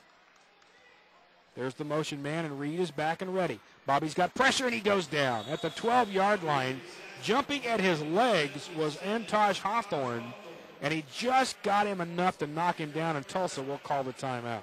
Yeah, Bobby's the second from stepping out of that one and either throwing it, but I think he's waiting for something to develop right now, and it's just not coming open quick enough. You know, one of the things you want to do, certainly you can be a running quarterback in arena football, but you can't be an option-type quarterback. And I mean, you can run some, but you can't be, that guy. You can't be a Big 12, wishbone quarterback in the old days. You got to throw the ball first, and that's what he's looking to do. Yeah, and I don't think it would be a wrong thing for him to get on the move a little bit and create some space and make his pocket the whole field and let it develop and get him out there in the open air. It did look like maybe his pockets fell apart a little bit around him, and he had to step forward there. Now Tulsa at their own 13 will have 3rd and 15. Reed throws quickly right side. Copeland with the catch to the 15. They'll put the ball out of bounds there. Swanson with the tackle. They'll give him the 16. So they got back about, 4, and it's going to be 4th down with 3 seconds to go. So you got an opportunity now. Throw one to the end zone and throw it off the net. Stranger things have happened. You've caught a few off the net. The net play was my favorite, and that's, speaking of Oklahoma City, a couple of those games we won off the net. So It wouldn't be, you've got a couple seconds left. Let Bobby Reed run, put 2 into the boundary, 1 over the top, and just let him get around the corner and see what he can do. From their own 16, Tulsa with 3 seconds to go in the half, trailing 42-0, will have one final play. Williams in motion left side. Back goes Reed, looking. Now here comes the rush. Reed's going to run himself. He's at the 20, at midfield. Bobby Reed at the 20, got some room at the 15. Bobby Reed down at the 8-yard line. Final tackle by Marquise Floyd. He did get exactly free, just as Zach said he would, but could not quite get the end zone. So the clock goes to 0, and the horn goes off, and Tulsa will go to the locker room trailing 42-0 to the Arizona Rattlers. We'll have halftime statistics and also our interview coming back. This is Talons Football on AM 740 and FM 102.3 News Talk KRMG. Hello, I'm Emily West, Miss Oklahoma 2010, and host of Envision Media Group. We'll do our little Explore happy Tulsa thing, Tulsa's then you can exclusive local channel and first confession service. In today's market, there has never been a better time than today to grow your business through the use Remember, we're on TV, so don't say. And build your brand. Please contact Envision How's the car biz? today. Actually pretty decent. How many spots am I taking this time? We've been super busy this month, so it's been good. What's that, Mike? How many spots am I taking this time? How many do you have, brother? How many you need? If I could take a total of 2 minutes, that would be great. I've got some catching up to do. Absolutely, you do that. I want them all at the half. They generally all are 2 or 3, so we're good. Okay, if I'm good for 3, I'll take 3. Go right ahead. All right. I'll let you know when we're coming out. Thank you. Where teamwork gets you back in the game. Well, the place where it doesn't. Whatever you want, whatever you need, low prices guaranteed. You can have it now, you don't have to wait. You can buy a lease to own the Aaron's way. Nobody beats Aaron's, nobody, nobody beats Aaron's, nobody. You come in and take a look. No high pressure because along with the vast selection and remarkable prices at the Pinport Resource, it's the customer service. I saw you had a flashlight on your phone. That was pretty slick. It's not only just a Not flashlight. the kind This you thing get at one of those national chain stores. The men's suit and sport coat sale, 25 to 40% off at the store where it doesn't cost a lot to look your best. The Pinpoint Resource in the Big Red Barn at the farm at 51st and Sheridan. Make it right up and check out downtown Tulsa's favorite restaurant and bar, the Boulder Grill, located on the corner of Boulder and 7th. The Boulder Grill features a variety of freshly prepared small plates, perfect for sharing. And that's just where they put you. It's a really neat view, but you don't have a lot of light, so this thing works. Yeah, this was my entire thing. I saw that. Present your Talons ticket stub before or after the game and receive a complimentary appetizer or dessert with purchase of equal or greater value. See you there and go Talons! I've got a little USB light. I need to keep it there. 30 seconds. Thank you. Yeah, I remember you brought that one in. No, it's not. I need it to be a little brighter. And install like Sony, Clips, This thing Mitsubishi, and Samsung. will light up an area. Highly trained home entertainment experts for over 25 years. People all over. You want music or you want Talons rejoin? Talons rejoin. Thank you.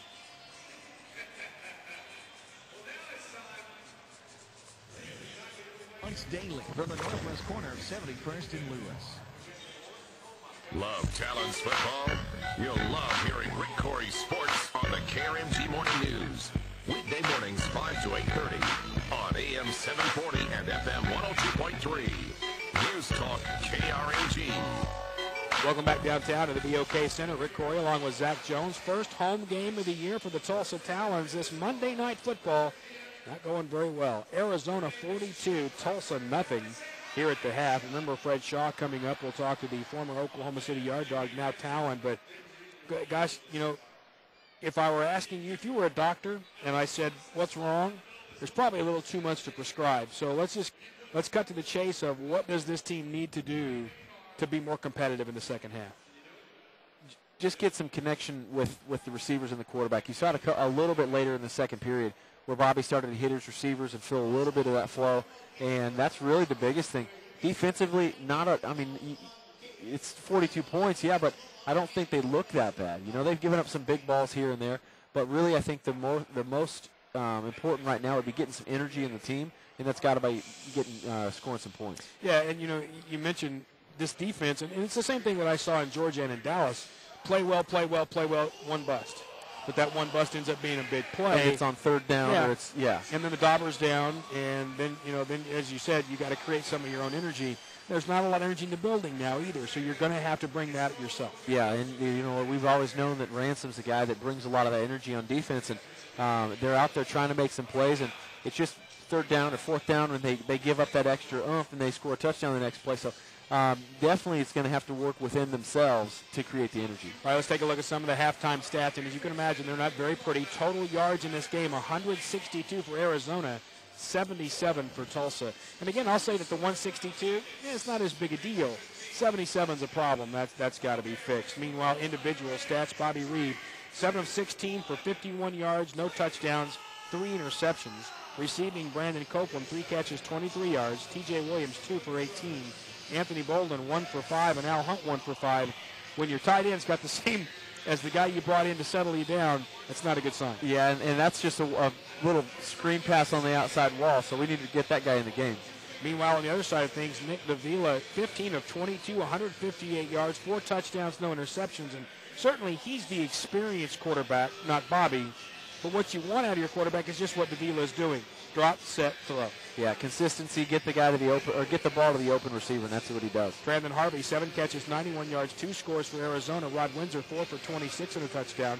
Nate Force, 3 for 33 and a score, and Jason Gathers has 1 catch for 8 yards. That's a look at the stats and your halftime score, 42-0 Arizona over the Tulsa Talons. When we come back, Fred Shaw, the former Yard Dog, now a Talon. We'll talk a little about arena football. That's next here on AM 740 and FM 102.3 News Talk, KRMG. Five Oklahoma has been covering high school to college sports in Oklahoma for 6 years, and we're proud to celebrate the Tulsa Talons. Be sure to pick up monthly Vibe magazine at area Quick Trips and Wendy's. Also, be sure to catch the Vibe U College Football Preview. How long are we going this time? You can go whatever you need, really. Let me see here what I got, how long Freddie is.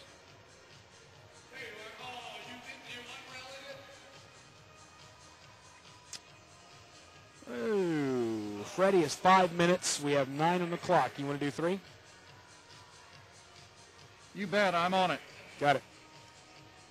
Tulsa Energy Control. You can save up to 20% on heating and cooling energy costs while being more comfortable. See if your home could benefit from more insulation. Call a reputable company whose work is backed by a 12-month warranty. Call Tulsa Energy Control for a free estimate at 918-366-6066. That's Tulsa Energy Control at 918-366-6066. There's one Oklahoma company that's been around for more than 100 years, specializing in gathering, processing, transporting, storing, marketing, and distributing natural gas and natural gas liquids. Actually, you know what? You'll be surprised. To meet our state's needs, you may while know protecting this anyway, the environment but the and drive giving to Des back Moines to not our bad. communities, delivering safe, reliable, and clean-burning products. Easy hours. It'll seem like it's 3. It's so simple. This one company. You go to Kansas City, 2 hours later, you're in Des Moines. The one and it's a in beautiful energy. little arena. At your next business event, downtown, group outing, or great class crowd, trip, be the star good and city. receive the red carpet That's treatment. always fun. Step aboard one of Red Carpet Charter's deluxe motor coaches. That's over. For larger groups, you'll find space for everyone on our 57-passenger motor coach.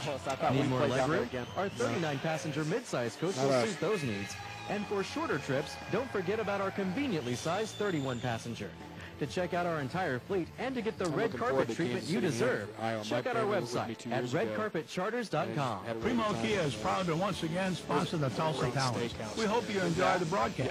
With gas prices headed higher, please consider our fuel-efficient Kias. Just like the Talons on the field, Primo Kia's employees strive every day to make your experience a great. Sit back if you can and enjoy the game. Then come see us at Primo Kia, 4747 South Yale, or visit us on the web at the outside, it's not terribly impressive. Primo Kia, we're always glad to see you. It's good, Hey, Talons fans. Plus, it's just a great 30 seconds. Thank you. I used to go there for TU basketball in the old days when it was TU Drake in the Valley. And the old barn is still there next door, but they built really pretty arena and they've done a great job. All right, I'm killing the mics here, Mike. Affordable coverage, and it's available for you or your whole family. Call us at 1-866-303-BLUE or online at bcbsok.com. Protect yourself with a good defensive plan with Blue Cross and Blue Shield. Welcome back to the BOK Center. And now here's a guy that you used to boo and now you love. That is Fred Shaw, the former Yard Dog, now a Tulsa Talon. What was it like the first time you put on that other jersey, brother? It was different, definitely different. But it's the same thing, really. It's arena football, and I love it. So I just had to join the good team this year. So I'm ready. Talk about having a young group around you. I mean, in the first couple of games, there have been some issues, but there are going to be issues when you haven't played this game. How are they learning? Well, see, it's a learning process every day. Like in practice this week, the things that we was busting in the games, we just rep them over and over and over and over. So, well, hopefully, today we take that on the field that we practice and we put it out here on the field and we can make some plays, So that's the only thing we're missing, man, is making plays. As DBs, you got to be able to make plays. So that's what we're ready for. And I think today is a good day for that. And the hardest thing I would think to teach is speed, break off, things like that. Is that a basic deal that they just have to come along to? Yes, it's more of the, like, when you have you call a coverage and you have a certain coverage, it's more of you got to, like, look at the motion, and you can't look at the dude in front of you. You got to look at the motion. That's what the whole game is for. It's for the motion. So you got to look at the motion, and then whatever he do, that's what you go on, And so you got to make plays. That's the main thing. You just got to make plays, man. All right, you are a veteran guy, and you've been a veteran guy, but this is a really young team. Did you sometimes look around the locker room, you and Jamar, and feel like Grandpa? I feel like a coach sometimes. When I'm out there on the field, I feel like I'm doing a lot of coaching. But I think, in the first two games, and now I think we're getting it. We're going to get it, and we're going to make plays this year. Now, because you have been around so long, you've seen a lot of guys come through. So you've seen young guys have problems before, and you've seen guys, you can tell early on, can they make it? Is this a group that you can really see starting to evolve and making it? Definitely. That's why they're still around right now, because I'm used to, like, okay, guys getting beat, and then they get cut, But these guys coach see potential, and I know they can make plays because they make it every day in practice, They just got to really just study, focus. Whatever you want, whatever you need, the low price is guaranteed. You can have it now, you don't have to wait. You can buy a lease to own the Aaron's way. Nobody beats Aaron's, nobody.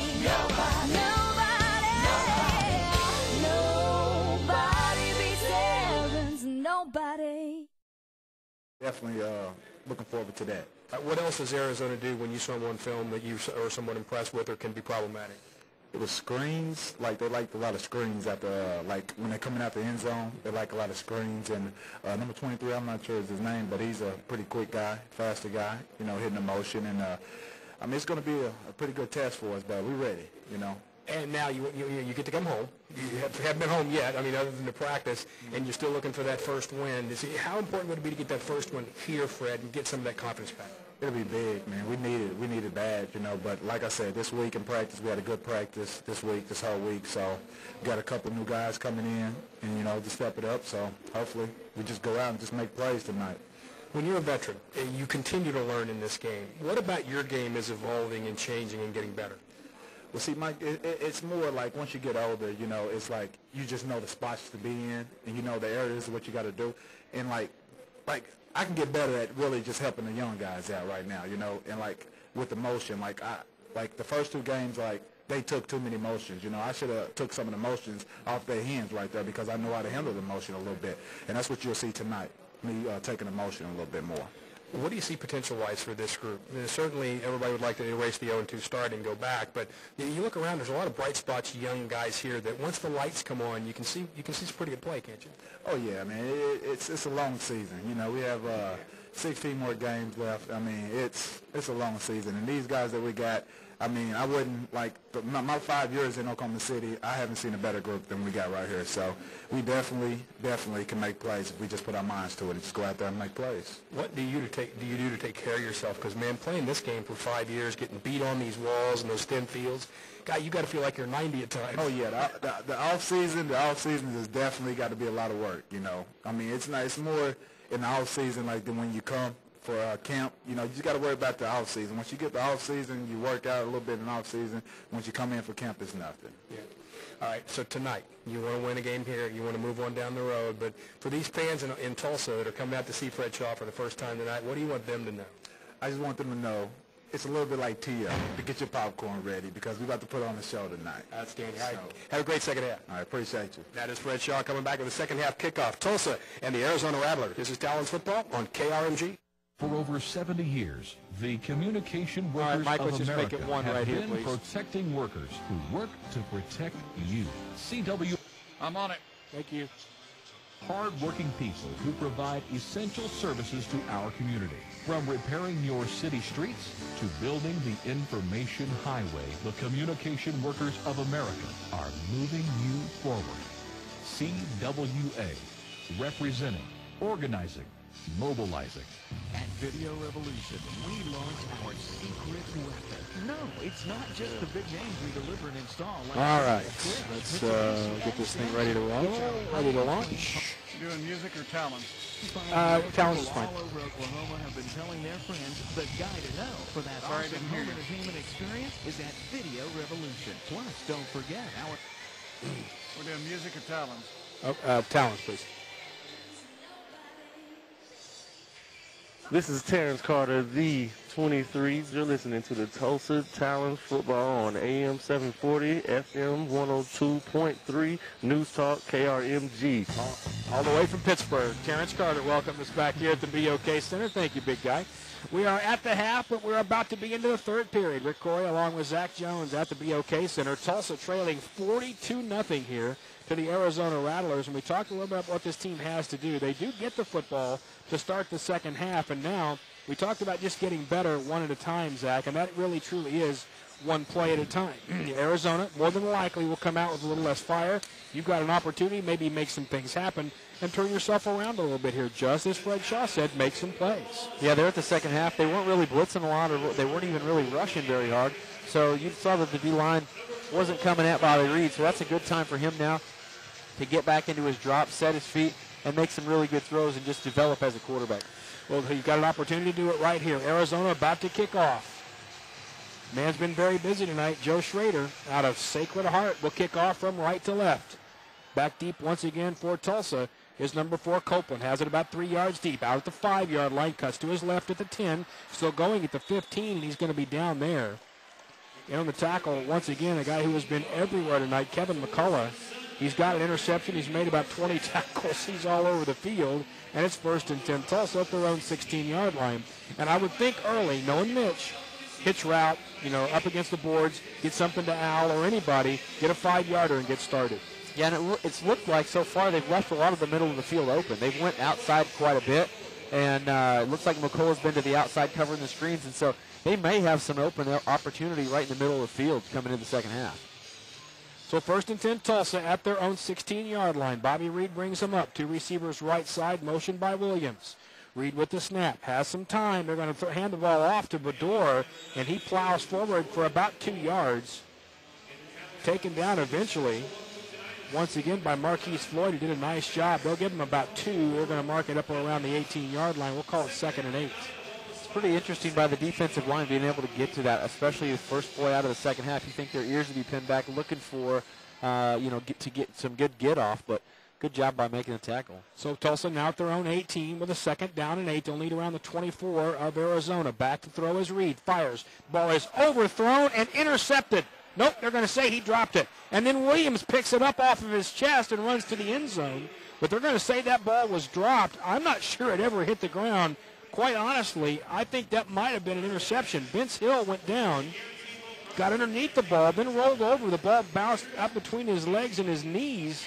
He looked like he held it. Looked like he caught it between his legs and never touched the ground. And of all the bad calls in the first half, that's the first good call we've got the second half. So saves us from a fourth interception for the evening and turnover. Quite honestly, though, Hill didn't argue a lot, so maybe he did trap it underneath. So it's 3rd down Tulsa at their own 18-yard line, needing the 24 of Arizona. Reed has him set. There's the snap. Good protection. Bobby rolls to his right, fires. That ball is incomplete off the hands of Copeland at the 21 of Arizona, and that looked to be a very nice throw by Bobby Reed, and Copeland didn't hang on. Now, I don't know if a hand got in there or not, Zach, but somebody either knocked it away or it was just a drop. Yeah, from our view here, I couldn't tell whether or not the defensive back got a hand in on that or just bounced off his hands, but it was a diving attempt there. It would have been just enough for the first down, but this is going to put him on a long fourth and about 8, we think? Yep, 4th and about 8. Riley Swanson's the guy that may have knocked it out of there. 12:36 to go, third period. Tulsa trails 42-0, and they have 4th and 8 from their own 17. Motion right side by Williams. The snap to Reed. Good protection. Fires that ball caught at the 22-yard line of Arizona by Williams. First down, Tulsa. And it's a first down by about 1.5 yards, but it doesn't matter. It moves the chains, and Tulsa has a first down. That's a good drive. That was a tough one there. 4th down, and a couple things didn't go their way, but move the chains and get some momentum going here. You know, one of the things Bobby Reed does, if you watch him from the stands, he's got such a big arm. I mean, he can throw it through a wall, but you do see him at times short arm it because he's trying to aim the ball. 1st and 10, Tulsa at the 22 of Arizona. Hunt in motion left side. Back is Reed, throwing to the end zone, and that ball is incomplete. Al Hunt was going to the back corner. The ball was thrown short toward the outside at around the 4-yard line. Coverage by Marquise Floyd. It's 2nd and 10. Good safe throw, but looked like they're attacking downfield, and that's exciting. So I noticed that, too, in the first quarter. Bobby Reed kind of let up on a couple and just lofted them, but when a guy's got some zip on it, you really got to be careful on the inside. Yeah, that's one of the things that they kept talking to him about over and over again was touch, but that's something you learn. If you short arm a ball, what's going to happen is it's going to go into the turf, and that's what Bobby struggled with a little bit. He didn't really much in the first 2 games, a little more tonight. 2nd and Tulsa at the 23-yard line of Arizona. Quick throw right side to Al Hunt. Makes the catch at the 20. Breaks the tackle. Skips to the 15-yard line. Floyd knocks him out of bounds there. That'll be a gain of about 8. We're going to call it 3rd down at about 2.5. 11 minutes to go, third period. Tulsa down 42-0. Might be confused by the name Floyd, but this guy's about half his size, but he did make a big play there on the out to save. I think it's not Antoine. Al may have snuck in if he didn't touch the wall. At the 15 of Arizona, Tulsa will have a 3rd, and we'll call it 3. They need about the 12. Motion left side by Williams. Hunt to the right. Reed with the snap. Looking. Firing ball. Caught at the 9-yard line. First down by Brandon Copeland. And a nice throw there by Bobby Reed. He peppered that one in there. Coverage by Marquise Floyd, but he had no chance, and it's 1st and goal. Bobby did a good job there, seeing the corner bail out. Hit his 3rd step, like I said. Hit that 3rd step and let it fly, but he does. He throws a rope out there. You know, and sometimes when you're down like this, it's 42-0 in the 3rd. There's no nerves anymore. Just go play. And sometimes that's when you improve. 1st and goal, Tulsa at Arizona's 9. Talons yet to score. It's 42-0 here in the 3rd period with 10 minutes to go. Reed back and looking. Reed rolling to his right. Now fires to the end zone and throws it up into the crowd. A good decision. It'll be 2nd and goal from the 9. This is a spot, too, where your offense hasn't really been clicking that well, or things haven't really been going your way, and you get into the end zone or the red zone, and you think, well, do you want to have a short pass here, or do you want to just go one and get it out? So I think you shoot for the end zone instead of trying to make it more difficult on your offense. You know, Tulsa came into tonight 4 of 4 on red zone opportunities because they've been able to run the ball so well down there. But from the 9, you've got a different situation. 2nd and goal from the 9 of Arizona for Tulsa. Williams the motion man all the way back near field in the AFL logo. Reed with the snap, has time, fires right side. Hunt with the catch at the 10, and he skips down to around the 5-yard line. Floyd in on the tackle there along with McCullough. They knocked his helmet off. Hawthorne there too. They'll give him the 6, and it'll be 3rd and goal from there. And you're just counting right there on Al Hunt just to break a tackle or 2. That's exactly what you're trying to do, just be an athlete and get in the end zone. And those D linemen really do hustle to the short side of the field. They made a good play there, but that's one I've seen Al break a number of times. Yeah, that's the nose guard out there making a tackle. 3rd and goal, Tulsa at the 6 of Arizona. 42-0 Rattlers, 8:52 to go, 3rd period. Motion by Hunt. Back is Reed. Thrown. Caught. Touchdown. And there's the first score of the night. T.J. Williams on the little inside play. And what they did by sending Hunt in motion was get the attention of Arizona. Williams able to sneak inside, and the Talons are on the board. It's 42-6. They did a great job there of slipping Williams in behind and thinking they maybe even hand off to Al Hunt or throw to him on the outside, and Williams snuck right in wide open there. Yeah, if you look at the replays, as a matter of fact, every Arizona player ran toward number 12.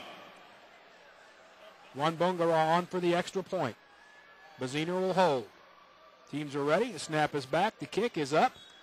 And he missed it. Knocked it off the right side. 8:09 to go, 3rd period. Tulsa does crack the scoreboard. Arizona 42, the Talons 6. This is Talons football on KRMG. Well, the place where it doesn't cost a lot to look your best is continuing their best sale of the year. The men's suit and sport coat sale at the... All righty. How about that? On the board. First drive. And actually looked pretty good. Yeah, when he doesn't short arm it when he just goes ahead and pops it. Thank you, man.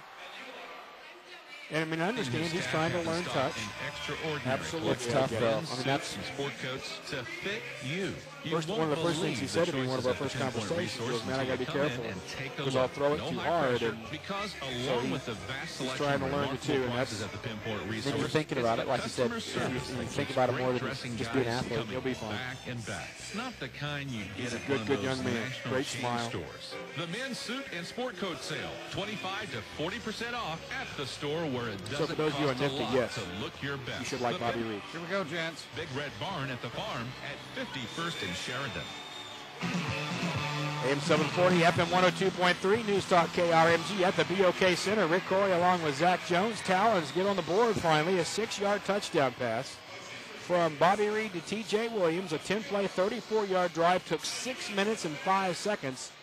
And Tulsa trails 42-6. But on the board, but a 10-play, 34-yard drive that takes 6:05, that's outdoor stuff. And that's better than all the yards almost grouped up in the first half. So they really did a good job of playing football and acting like Coach Allman really did a good job getting them on the same page at halftime. Yeah, and you know, the thing is, obviously, you come out at half down 42-0.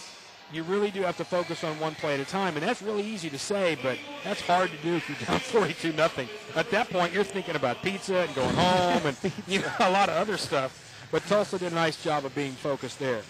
Juan Bongara on to kick off from left to right. The Talons have the ball set just below the T in the Talons part of the Tulsa Talons logo.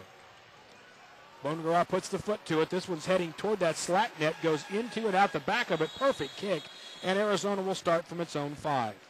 These end zones look almost new here. The end zone turf is black with Tulsa Talons in red and blue, kind of the old color scheme. Very large letters and Kia Field in the upper part of it. The blue letters outlined in red, and so Tulsa, a terrific kick by Wangbongara, and now trailing 42-6. It'll be 1st and 10 for Arizona. And yes, it took me a while to learn to say that. That was good. What language is that? It's his. 1st and 10 Arizona. Davila brings him up. Motion left side. There's the snap. He's back. Well, pardon me, they have a brand new quarterback. Throw to the right side. Ball caught at the 17-yard line. Complete for the first down to Gathers. The new quarterback is Trevor Harris out of Edinboro. 6'2", 220 pounds. He's only thrown a couple of balls coming in. But we talked about whether or not they'd go to their backups, and they are going to give their backup quarterback some experience. And, Zach, that's a pretty good idea. It's not a bad idea at all. I mean, coming into the second half with such a lead, get this guy, get him some experience. Trevor Harris brings him up now at the 18 of Tulsa, 1st and 10 Arizona. 2 receivers come left, 1 to the right. Now that man comes in motion to the left. Harris tosses quickly out to the left side and pasted right about the 16-yard line was Nate Force. They just tossed it to him very quickly. Victor DeGreat, one of the guys that got there, and he hit him head on. He'll lose about a half a yard. They'll move him to around the 17, and it'll be 2nd down and a little more than 10. That's a good job by the Talons, and I'm excited to see that they do have a new quarterback in because you know what that means. A little bit different offense, a little bit of different tempo, and it gives the opportunity for the defense to learn as they grow. So 2 receivers go right side. One of those will be the motion man, and that is 23, Trandon Harvey out of Washington State.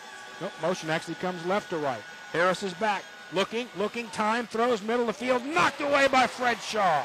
Oh, he was trying to go to Force at the 22-yard line, and the veteran got his hand in there and knocked it away, and it's 3rd down.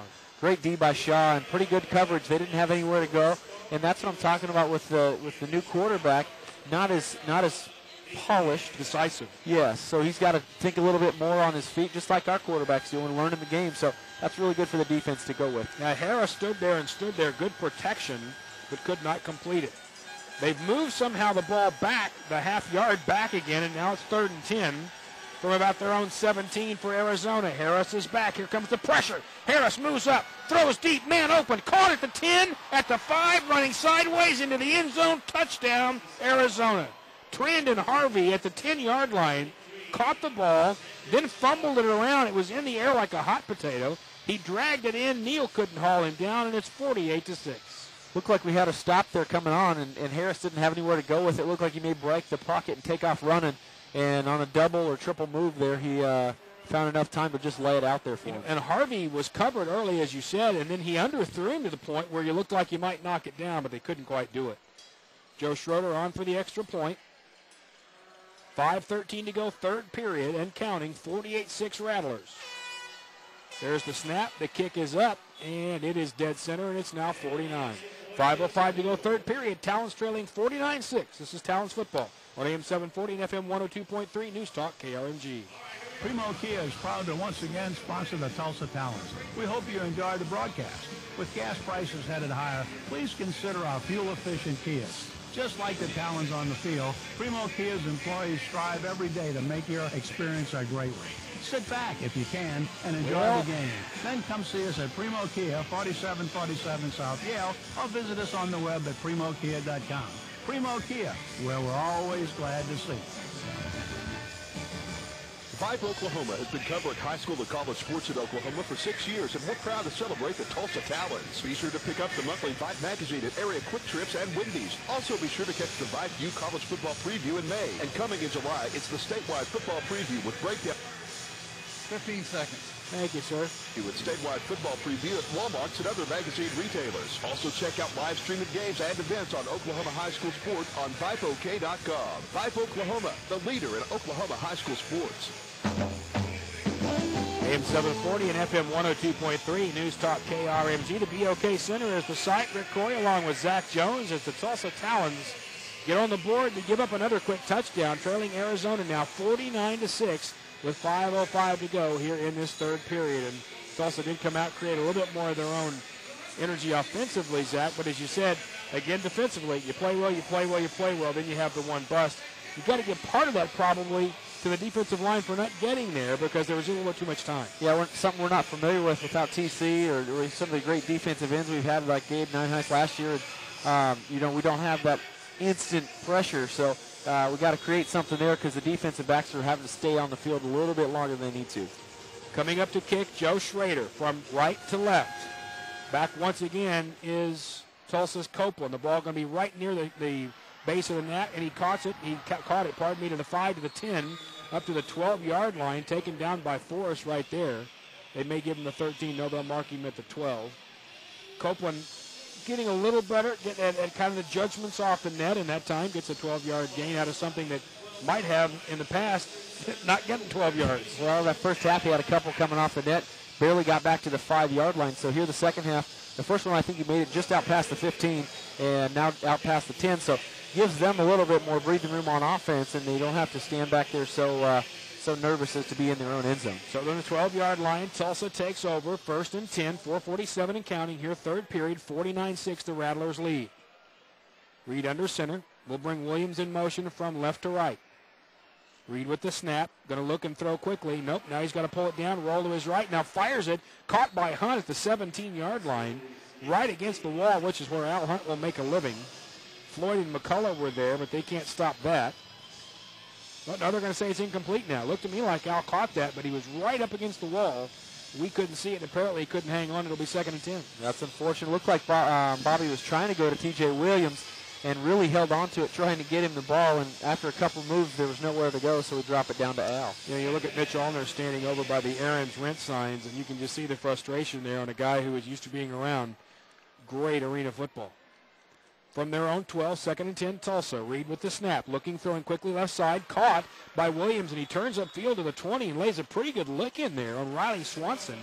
But Swanson rides him out of bounds. They'll give him the 21, and it's going to end up being 3rd down and 1. And T.J. Williams, in his first start, the 6'2", 190-pounder out of Valdosta State, has had some pretty good flashes here, Zach. Yeah, he's a big, tall receiver, not real big. I say big, just tall. Not big, but he's catching the ball real well. 3rd down and 1, Tulsa at their own 21. They'll need the 22. 3 1/4 to go here in the third period. Tulsa down 49-6. Reed looks, fires, caught at the 24-yard line of Arizona. 1st down, and once again Brandon Copeland on the catch, and that'll move the chains. Tulsa continues to click a little better offensively. Good job there, just making some combination routes where they favor one another, where Bobby can make an easy read on somebody and throw. So he doesn't have to do a lot of thinking here, just making some easy throws, and he does a really good job of that. From the 23 now of Arizona, Tulsa on the move again. Copeland and Williams go left side. Al Hunt goes to the right, and Al does stay in shape, but he's got to be a little bit tired. Hadn't played a game in a long time. Now Hunt goes in motion. They'll turn around and Reed on the small quarterback draw to the 20-yard line, down to the 17-yard line. Once again, a very active defensive line. Marcus Pittman, part of the tackle, there. We'll mark it for 6 and say it's 2nd down and 4. They'll place it at the 17. That's an interesting little play call there. They faked the run to Al Hunt coming across the backfield, and that's not something that they would not ever not think about. But then Bobby Reed follows Bedore up the front. Looks like a guard pulling, running an attack, or a trap. Yeah, and Bobby spun all the way around as though he was lost and then took off, and I think that was planned. From the 17-yard line, flags fly as Arizona jumps off sides. Hawthorne jumped around Lorenzo Breland, and that should be enough for a 1st down. That'll move the ball down to around the 13-yard line of Arizona. 2:07 to go, 3rd period. 49-6, Rattlers lead. All right, make some easy plays. 1st down. If you're in the arena or just were in the arena tonight on the way home, you probably at one point looked down there and looked at Peter Fields, number 79, and went, my goodness, that may be the biggest human I've ever seen. It's some monsters. Hawthorne's huge. I mean, there's some big boys down there tonight. Well, and number 79 for Tulsa, Mr. Fields, is about 6'7" and 350 pounds. Back to throw is Reed. Corner of the end zone. Ball is incomplete and nearly intercepted. Was going for Williams, and he fell down over there. The coverage once again by Vince Hill, and Hill almost picked that thing off. And if he's able to grab it, Zach, he might go all the way. Yeah, I don't think there's a whole lot between him and the other black end zone over here, but looks like Williams turned out there and run a corner route or an out route and blew a wheel and went down. Sometimes this 5-yard line can be a cruel tackler. At the 12-yard line of Arizona, 2nd and 10, Tulsa. Minute 16 to go now in the 3rd period. A 49-6 Arizona lead. All 3 receivers left. Williams all the way back at the AFL logo midfield. He's in motion. Back goes Reed. Has time. Again to the 5-yard line. The ball caught there by Al Hunt. He's knocked down immediately. But Al will take the ball down to the 4-yard line. A tackle by Marquise Floyd. And now it'll be 3rd down and about a yard and a half for a 1st down, but only about 3.5 for a touchdown. You may see the run come on here where he got a short yardage and bringing in the run man. Jamar Ransom comes into the game, but remember, Jamar can run it, so can Bobby Reed. A lot of things, a lot of options here. Jamar will line up in the short slot left side, 2 receivers right. 3rd down and about a yard and a half for Tulsa. Arizona's 3. They'll hand it to Jordan Bedore, and he powers forward down to around the 2. They may give him the 1.5. Boy, Bedore looked like a fullback right there. He stuck his nose down and just moved the pile. It's like the old play when they put the fridge in the backfield, just let him move. There's no way to tackle him high, but the pile was definitely moving in. Well, and he came out of there low. A lot of running backs will raise up in their stance, and he came out of there low and just slammed into the back of the Talons offensive line and rolled forward. The clock will go to 0 here in the 3rd period, and Tulsa at the 1.5-yard line with 1st and goal will have to wait until the 4th quarter. 3 periods gone at the BOK. Arizona 49, Tulsa 6. This is Talons football on KRMG. There's one Oklahoma company that's been around for more than 100 years, specializing in gathering, processing, transporting, storing, marketing, and distributing natural gas and natural gas liquids, providing the energy to meet our state's needs, while protecting the environment and giving back to our communities, delivering safe, reliable, and clean-burning products, always at a value. This one company is One Oak, the one in energy. Primo Kia is proud to once again sponsor the Tulsa Talons. We hope you enjoy the broadcast. You want music or Talons rejoin? Talons rejoin. No, actually, no, music, because those Talons rejoins, most of them are old. I'm going to have to weed through them. And enjoy the game. Just new producing, huh? So let it be written, so let it be done. Thank you, sir. Primo Kia, where we're always glad to see you. AM 740 and FM 102.3 News Talk KRMG. This is Talons football on a special Monday night football broadcast from the BOK Center. Rick Corey along with Zach Jones.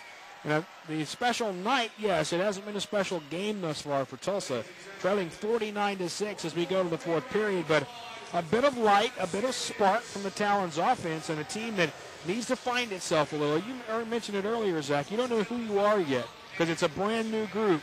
You need to find that here in this period. You got to find a footprint of who you're going to be, and that's what you're going to act like. So whether you're going to be a team that goes deep or plays underball, but that's what they definitely have to feel for. So it's going to be 1st and 10 Tulsa, or 1st and goal, pardon me, at the 5, or inside the 5 at around the 1.5 of Arizona. Two beefy guys set to the right. Ransom is offset. Jamar gets the handoff and runs into the end zone, almost untouched, and it's a touchdown. Ransom spikes it. The Talons, when they line up in that formation, which is a couple of extra offensive linemen in there, guys like DeGrade in there and people like that, you just can tell them where you're running. There's not a whole lot you can do. Yeah, they go a heavy set.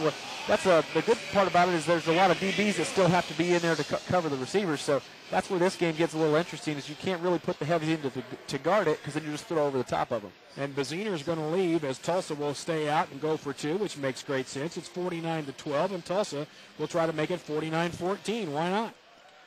Once again, DeGrade is still in the game. Actually, both DeGrades. They'll be lined up to the right. Out there as well as Bedore. Once again, Ransom is there. They're going to hand it off to Jamar again and untouched around the right side. Second time. Boys, we're going to run right there, and there's not a thing you can do about it. 49-14, Tulsa trails, but at least they do get the touchdown.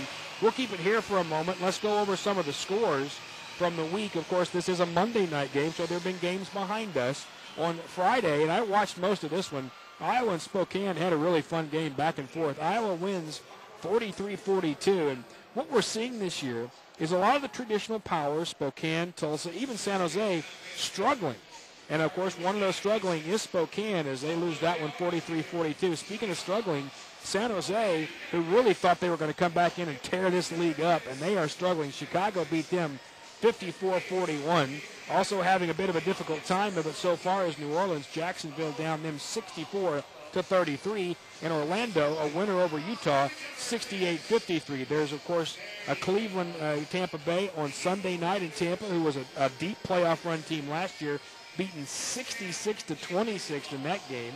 Then this game tonight, along with tonight also, Pittsburgh and Milwaukee. So, Zach, we're seeing a lot of the traditionals having their challenges. It's been kind of interesting to see the teams and how, especially the Talons, a lot of the guys on the team last year that were all conference and second team all conference and really standouts on our team are going to other places and are the standout guys there. So a lot of those teams have been disbanded and are really trying to make a new network of what's going on out there. You know, and speaking of former Talons, Donovan Morgan is the offensive player of the week after he had a 6-touchdown game for Philadelphia. Isn't it? Yeah, he is playing awfully well up there. But some of the others, as we mentioned, San Jose is one that really surprises me. You know, they never really disbanded. Yeah. They had a coaching staff. They kept working out. Even their team stayed there. And they're really struggling early on in the league. And remember, San Jose will be here in just a few weeks. 14-12 to go in this football game. Tulsa trailing. Wishful thinking. I'm used to saying it the other way. 49-14. Here to kick off, Juan Bongara. From right to left. Once again, deep. Makes a nice catch, or almost makes the nice catch, and then drops the ball. Was Trandon Harvey. But Harvey touched it and then dropped it. It bounced off the wall. That's a touchback. And once again, they will start very deep in their own territory. Arizona at their own 2.5. So Tulsa's done a couple of things right in the kicking game tonight as well, which had been somewhat of a struggle. Bongara's placed the ball fairly well. He's done a good job on the kickoffs. One first half is really the only one that was even scrimmage, but off the net, you put him over the net. Like he's really doing a good job of making it difficult for him to return the ball. Arizona from their own 3, up 49-14. Their backup quarterback, Trevor Harris, still in the game. Motion left side. Harris has the snap and looks. Fires right side, caught by Harvey. He's taken down immediately by Darian Williams, the former Oklahoma Sooner. They'll mark him around the 8. We'll give him 4 and say it's 2nd down and 6. Good coverage there. I thought maybe Neal was backpedaling and with Harris, a new cue in there, didn't see him coming across the middle, but that's thankful for us. Which is a short game. Tulsa's touchdown drive, by the way, 8 plays, 38 yards, 5:05 off the clock, and again, more of an outdoor drive. Now from their own 7, we'll call it 2nd and 6 for Arizona. Harris with the snap. Here comes pressure. Harris has to move out, moves up, makes a nice throw, caught at the 20, forward to the 22 or 23-yard line is Nate Force. Tackle in there once again by Neal as well as Williams, but there's a flag and it'll be holding. Well, that was a nice play that time by Harris to feel that pressure, step up and find his man. There's a couple times where you see him get real excited like he's going to have to run and a guy pops open. And he's like, oh, help, thank you. And you can see the relief on his face from here. Yeah, really. And like that's that Force in the middle. And that's that big tight end looking guy that you don't see a lot in this game, that big 220-pound, 6'4" guy. From their own 3, it'll be second down and 10 now for Arizona, leading 49-14 with 12:50 to go in this game. Back is Harris in his end zone, pumps, throws, ball caught right near the 15-yard line on the right side. And once again, a guy who's made a living right there tonight, Trandon Harvey out of Washington State. That's good for 11 and a first down. Harvey's caught a couple of those balls in critical positions, second long, third long, and even a couple long balls for touchdowns. But he's been all over the field, and I think Harris has got to feel real comfortable with him in the huddle. You know, one of the things we talked about the first couple of games, you look down these rosters, and you don't see schools you don't recognize much anymore. You're seeing Washington State and Maryland and San Jose and New Mexico State and Wisconsin.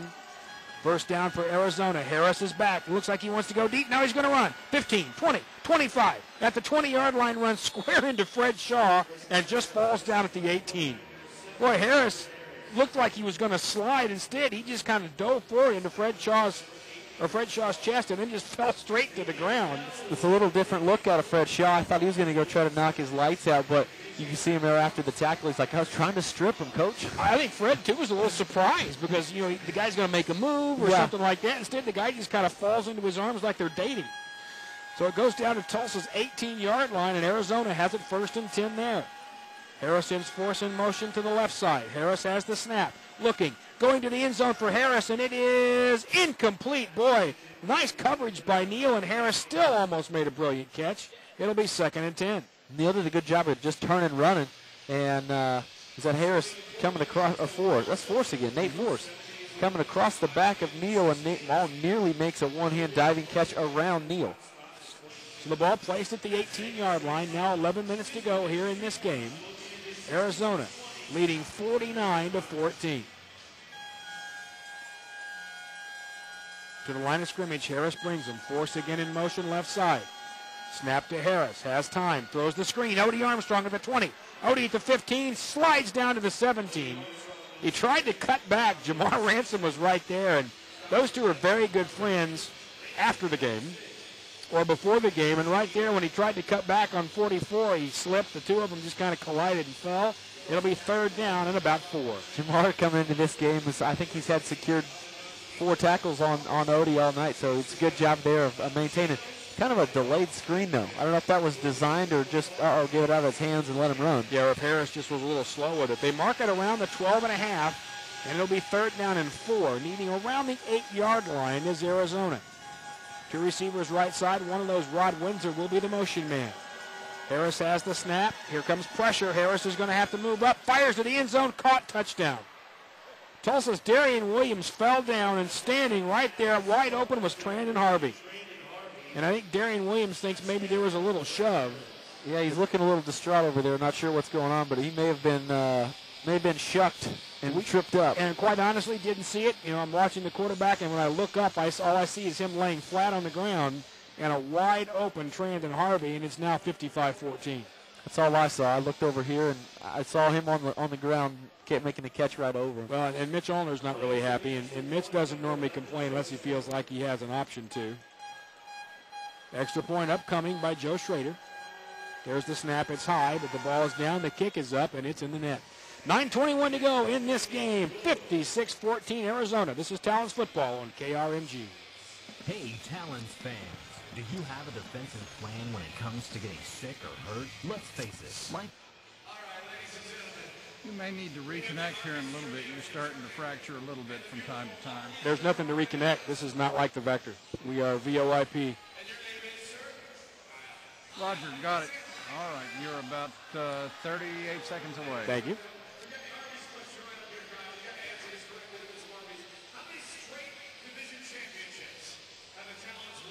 I need the station back, brother. Explore Tulsa Channel, Tulsa's exclusive welcome channel and first impression service. In today's market, there has never been a better time than today to grow your business through the use of video. If you would like to grow your business and build your brand, please contact Envision Media Group today. For information, I invite you to view our website at envisionmediagroup.com and envision the possibilities. AM 740, FM 102.3, News Talk KRMG. Be listening in the morning for the return of Joe Kelly. He has been on special assignment for a couple of days. The KRMG Morning News with Joe Kelly returns tomorrow morning from 5 until 8:30 right here on AM 740 and FM 102.3 News Talk KRMG. Prepare for your day. Get weather from Travis Meyer, all the traffic from John Philbeck, and I know the sports guy personally. That's tomorrow morning right here on KRMG. Rick Corey and Zach Jones with you at the BOK Center. That's where Tulsa trails 56-14 to the Arizona Rattlers. And after half, Tulsa has played them about even, Zach. Obviously dug their own hole, but at least we've seen some sparks. They have started to spark and really controlled the ball the second half. Schrader will kick off. It's going to go high off the net left side. Ball is still on the ground. Copeland just now recovers it about a yard deep, and he'll dive out to the 2-yard line. He'll go down there. Once again on the tackle, making yet another special teams play, Kevin McCullough out of Cincinnati. And Tulsa will take it over at about their 20-yard line. And McCullough, for a 240-pounder, seems to be the first guy down on every kickoff. He's a big hustler, and he does it quietly. You know, he's around the ball, and for some reason, he's not big and loud and boisterous. He's just making plays. So, good job by him. Let's have Tulsa do the same. At their own 2-yard line, 1st and 10, Talons trailing 56-14, 9 minutes to play in the game. Bobby Reed has the snap into the end zone, fires, and that ball is going to be short. Short-armed it again. Copeland was the intended receiver. Swanson in on the tackle, but you could see it from here, Zach, when he let go of it. You could see him hold up just a bit, and the ball dives into the turf. It's incomplete. Yeah, I couldn't tell whether it was feet or not, but it did look uncomfortable how it came out of his hand, and definitely you could tell something was wrong. Yeah, he tried to take a little off of it right there because he's got such a strong arm. 2nd and 10, Tulsa from the 12. Motion again left side, this time Williams all the way against the wall. Here he comes. Snap to Reed, looking, firing. That ball is tipped and intercepted at the 5-yard line, to the 3-yard line, and taken down right there. Knocked up in the air. Marcus Pittman picks it off. The 4th interception of the night against Tulsa, and Arizona has 1st and goal. That seemed a little bit delayed to throw across the middle, but they did a good job of getting their hands up and just making a play there. So good job by the offensive line to be aware and make a tackle. Nothing that they're used to doing.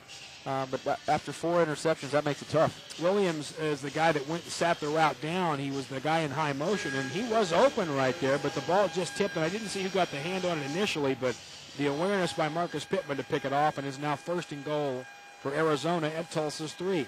8 minutes to go in the game, 56-14 Rattlers lead, and they'll have to call timeout. Harris saw something he didn't like. Tulsa with their same defensive set, although Tulsa has brought off the bench Eric Childs from Kansas State. He's going to play one of those defensive end spots. And quite honestly, Tulsa, with the DeGreats, with Childs, they have kind of a rotating group in there, Zach. They're all about the same guy. They're all about 6'2", 235, in that range. And when I talked to Mitch Allner before the game, I was trying to find out some stuff on starters. He said, you know, those guys are going to all rotate, all play. They'll play tackle. They'll play linebacker. The only guy that seems to be playing in one spot right now is Colin Bryant, and had been playing nose guard for most of the night, but I'm not even sure that he's out there yet. Now, so let's take a look. You're going to have DeGreat at one linebacker. You got Nikos Brown at one tackle. You're going to have, looks like, Victor DeGreat at nose guard. Childs is going to be at the other defensive end or defensive tackle. Then you've got Anthony DeGreat at one linebacker. He'll be at the mat. You've got Jamar Ransom at the jack.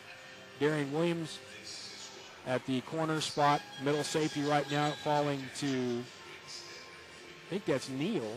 Yeah, I think Neal put the 6 on tonight. Yeah, Neal right there in the middle.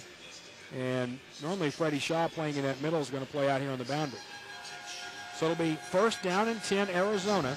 1st and goal, at Tulsa's 3-yard line. Rattlers leading 56-14. They hand it off right side to Odie Armstrong, and he pounds forward to the 1-yard line. He will not get in. Tackle right there by Anthony DeGreat, and every time I see an 18, it's hard for me not to say Michael Schack.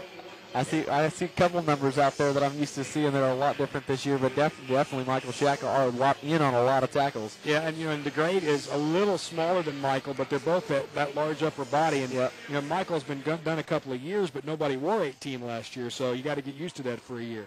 2nd and goal, Arizona now at the 1. Harris under center. Harris turns, hands off to Armstrong, and he falls forward into the end zone, touchdown. Tulsa couldn't keep him out that time. Once again, DeGreat was there and Williams was there, but Odie Armstrong scores against his former team, 2nd time tonight. And the Rattlers lead 62-14, and Odie throws in just a little bit of a dance. Not much. He didn't want to overdo. He could do the icky shuffle. He could. anytime you play, you know that, Zach, you play against your old team, it's a big deal. And it's a big deal for him as it is for Jamar to play against him. It was a big deal for Tulsa. It'll be a big deal when they play at Philadelphia against, Justin and against Donovan Morgan. It'll be a big deal on Saturday against Terrence Carter in Pittsburgh. Yep. Extra point upcoming. Schrader's kick is up, and he hit the post, and it's no good. 6:46 to go in this game. Tulsa trailing 62-14. This is Talons football on KRMG. What is work?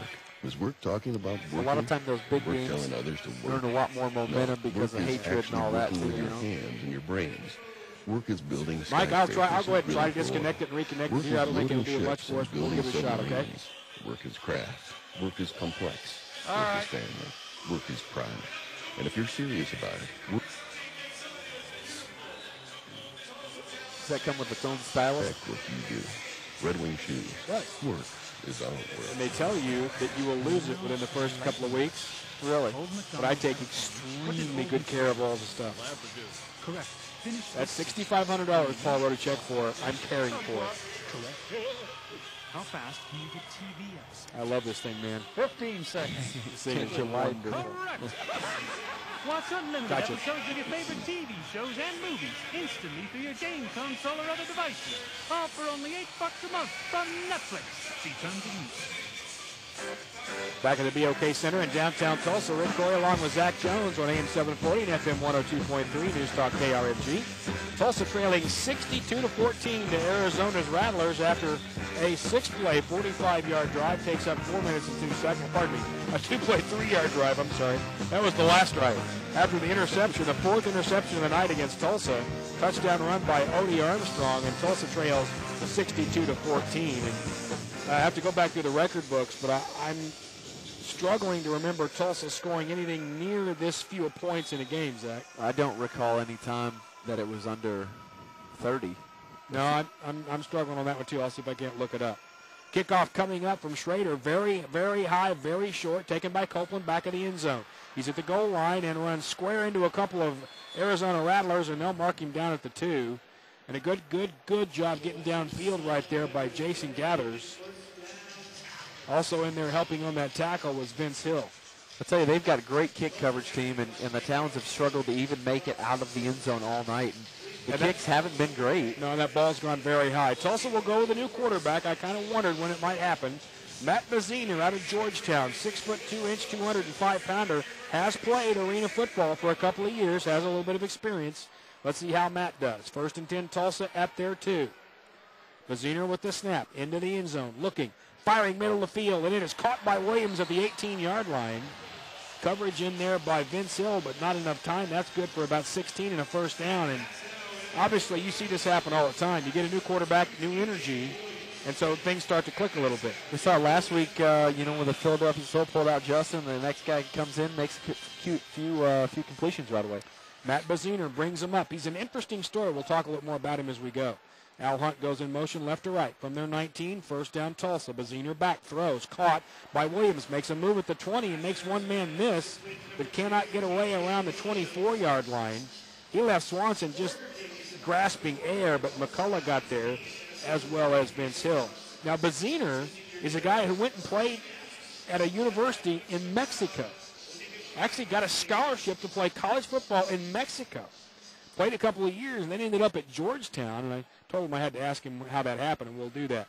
Baziner back throwing again. That ball is behind Copeland and incomplete. You can see a little bit more of the recognition, though, on Baziner's. That ball you had the jack linebacker underneath it, and he still threw over the top of him. He knew right where he wanted to go. He did, and that's what you've seen right here. First couple throws, he's very decisive in where he wants to throw the ball, not knowing the full history here, but he's coming in. He's got some jazz. He's got some mojo. He's trying to bring the team up and rescue a couple points, but he looks good throwing the ball. 4:53 to go in this game. 62-14 Arizona leads. Baziner has a 3rd and 7 from Tulsa's 23. The snap, Matt's back. Here comes the rush. He drops the ball. It's on the ground, picked up by Arizona, and they're down at the 15-yard line. The ball popped out of his hands. Kyle Harrington jumped on it. The 5th turnover of the night for Tulsa. 1st and 10 Arizona at the Talons 15. That's a tough one. Looks like the nose guard just got a lot of push up inside, and Bazina's looking to throw to the left. And as he's looking to the left, the ball's knocked out of his hands from the right side. and didn't even know the guy was there. Just a lot of push in the middle. Yeah, and then once again, unfortunately for Arizona, the ball bounced right to Kyle Harrington. He picked that thing up and did not score, but had himself a little bit of an alley, and if he had a little bit more fleet to him, he might have gotten the end zone. So it's 1st and 10, Arizona at Tulsa's 15-yard line. Once again, their new quarterback, Trevor Harris, in the game. Harris with the snap. Here comes the pressure. Harris throws to the end zone. That ball is just over the outstretched arms of Gathers, and it's incomplete. Darian Williams in there on the coverage, and it's 2nd and 10. That was a close call there. Darian Williams says, let's Gathers get to the outside, the taller receiver of the two, and just over the tops of his fingertips and not able to gather it in. We'll give you a little bit of an update on Baziner and some of his arena football experience, and certainly don't think Bobby Reed's losing a spot here, but just so you'll know a little more about the backup quarterback. 3:50 to go in the game, 62-14 Arizona. 2nd and 10 for the Arizona team at Tulsa's 15. Back is Harris throwing to the end zone. That ball is over the head of number 9, Force, and that was an absolute hit by Darian Williams as the ball got there. He popped him pretty good, and the flag comes down for what should be probably a shot to the head. I think that's what the official's going to call. I think you're right. He came in with his forearms and did go right towards the head.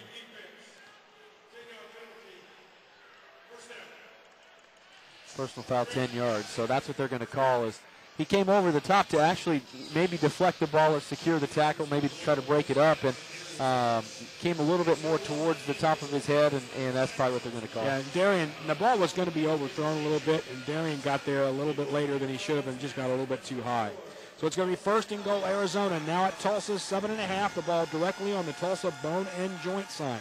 Back to throw. Once again is Harris. Looks up, throws to the back of the end zone. Incomplete. Darian Williams that time with good coverage. He had his back to the play, but he had Jason Gathers covered up, and it'll be 2nd and goal. Kind of a questionable call there, what they were doing with it. I thought maybe he was trying to throw it off the wall, but maybe just trying to put it in one spot where his receiver could catch while Williams was looking at the receiver rather than the quarterback. Well, and that's what Williams was doing, and so had he been able to get that over to the side, maybe he could have had that happen, but could not quite get that done. So it'll be 2nd and goal, again, right on the Tulsa bone and joint sign, set just outside the far side of the hash marks at the 7.5 is Arizona. Back again is Harris. Here comes the pressure, and flags fly and also whistles blow, and we will stop play. Looked like Windsor left just a little early down here trying to get off the press. Yep, and once again the high motion man will be called. Tulsa's high motion man has been called twice tonight. Windsor, if there is a bright spot, Rod Windsor, a guy who's been in NFL camps, has been fairly quiet here tonight. He has. He's made a couple catches, but nothing big and over the top. To highlight him would probably Haney made a few more catches than he did. So they'll move now Arizona back to around the 13 of Tulsa. It'll be 2nd and goal from there. Harris is back again. Once again throws, caught by Windsor at the 7. He moves forward to the 5 and goes down to around 3. Tackle in there partially by Jamar Ransom. Also in on that stop was Jeremy Groh. And it'll be 3rd down and goal from around the 3-yard line. Talons trailing 62-14, 2 minutes to go here in this game. Some change of personnel. I think they're bringing their heavy squad here, going to the wing T formation. They will bring in the beef. Pittman comes in. He'll play in the left short slot. Harvey will be in motion. They will turn and hand the ball, fake the handoff to Harvey, actually, and Harris tries to run, and he is swallowed up by Nikos Brown. And then Jamar Ransom got there as well. Got a little bit of pushing and shoving in the back of the end zone. Won't matter. The ball's going to be placed at the 5, and with 1:31 to go in the game, it'll be 4th down and goal. It's a real creative play there. They fake over to Harvey and just try to sneak Harris out into the flat and let him walk in as the play goes the other direction like a counter. And Nikos did a really good job there of just kind of staying home and sniffing that out. So it'll be 4th down and 5 if Arizona gets this play off. Yep, they're going to have to because there's a bit of a clock differential between the game clock right now and the play clock. Harris brings him forward. Windsor in motion. Harris back, looking, has all kinds of time. Now he's going to fall apart, and at the 9-yard line he goes down. Childs finally got there, so did DeGrade. Harris goes down, and the first time tonight, Tulsa has turned away Arizona. 59 seconds to go in this contest, Now we will be down to clock stopping on out-of-bounds plays and incomplete passes. Tulsa trailing 62-14 takes over at their own 9-yard line. We're going to go to break, or are we keeping it here? No, we're going to keep it here, brother. They just brought us our award ballots. You know, and I'm going to look over here and see what you're doing. Not familiar with the. I'm not used to putting someone else's name on these ballots. No, nor am I. And remember, with 59 seconds to go, trailing 62-14, Talons will go to 0-3 on the year, and certainly the team had never started 0-2. Pardon me. So you know they've never started 0-3. We'll leave Friday for a big trip up to Pittsburgh to take on Terrence Carter, their former player. So you know that this is going to be a short week of trying to get better for this Tulsa football team. And it's hard enough to get better in a regular week, Zach, let alone a short one. It's tough to shake the errors and the issues out, but that's what they're just going to have to do this week. They're going to have to suck it up and get on with it. First down, Tulsa at their own 9. Baziner in to run the football team. Motion by Hunt. Baziner's back, rolling, moving to his left, fires. Ball caught by Hunt at the 22-yard line, and he sticks it out of bounds. Floyd in there on the tackle, but it's a gain of 13 and a first down for Tulsa. Another good throw by Matt Baziner. Yeah, did a really good job there, keeping his feet moving, floated outside a little bit, and made a great throw and catch there. And he's hustling. He's like, I want as many plays as I can get. I don't care what the time is. He is running on and off about as quickly as he can. Tulsa at their 22, 54 seconds to go in the game, trailing 62-14. Copeland to the right side with Williams. Copeland will be the motion man. Snap to Baziner. Has time. Matt steps up, throws to the end zone. That ball is incomplete. Oh, he had Copeland running open, and Matt Baziner just missed him. It'll be second down and 10 from the 22, but that could have been 6. Copeland running a big post across the middle and just kind of ran out of real estate, put it right on the wall, and just didn't have enough to get there. So the clock will stop now at 49 seconds to go. 62-14, Tulsa trailing. Baziner has the play and comes back into the huddle. Who made the catch on the wall? Was that Fox or? It was Floyd. I was just thinking the same thing because I was just writing down the same thing you were. Multitasking, the broadcast team, Rick Corey and Zach Jones are the BOK. Baziner has him to the line of scrimmage. Williams in motion. Snap. Throw. Middle of the field. That ball is behind Copeland. Incomplete. Baziner was going down about that time. Once again, Marcus Pittman helped to put him on his back, and it'll be third down and 10, once again, from the 22-yard line.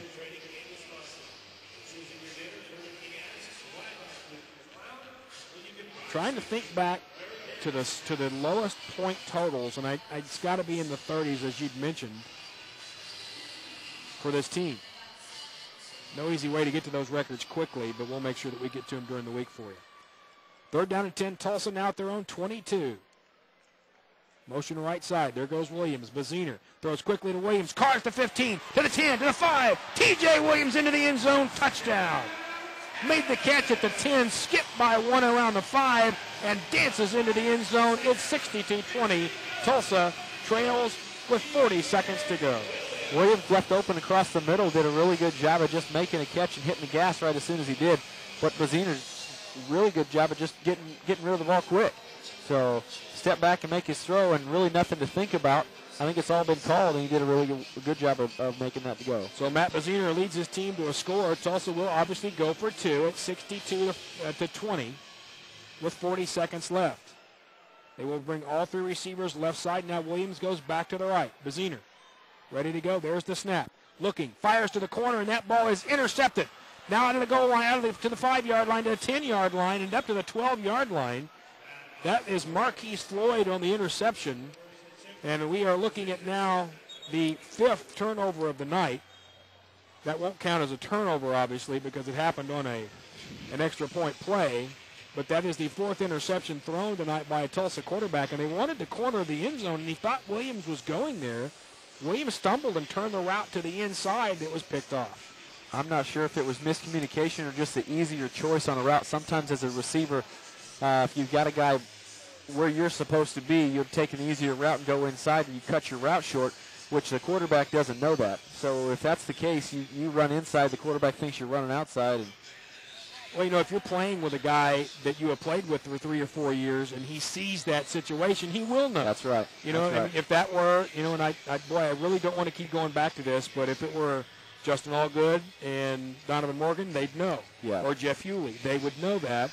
And not just those guys. I mean, I'll go back to my college there, or to go back to the University of Tulsa. If that were Paul Smith and Garrett Mills, they'd know. Well, when you got that time that you put in together in practice and fields, if you can give a guy a look and you know you're on the same page, and you give him that look and say, hey, without saying a thing, I'm going inside, and they know that. So, yeah, that's fluid. Well, and so much of it is pre-snap read. The quarterback just sees where guys playing you. He knows where you're going to go, right? He knows how smart you are, where you're going to go. So, and that's going to come. It's going to be a while because they are brand new, but it's going to come. We have brothers on the team that may think what the other's playing or doing, but they're on the other side of the ball.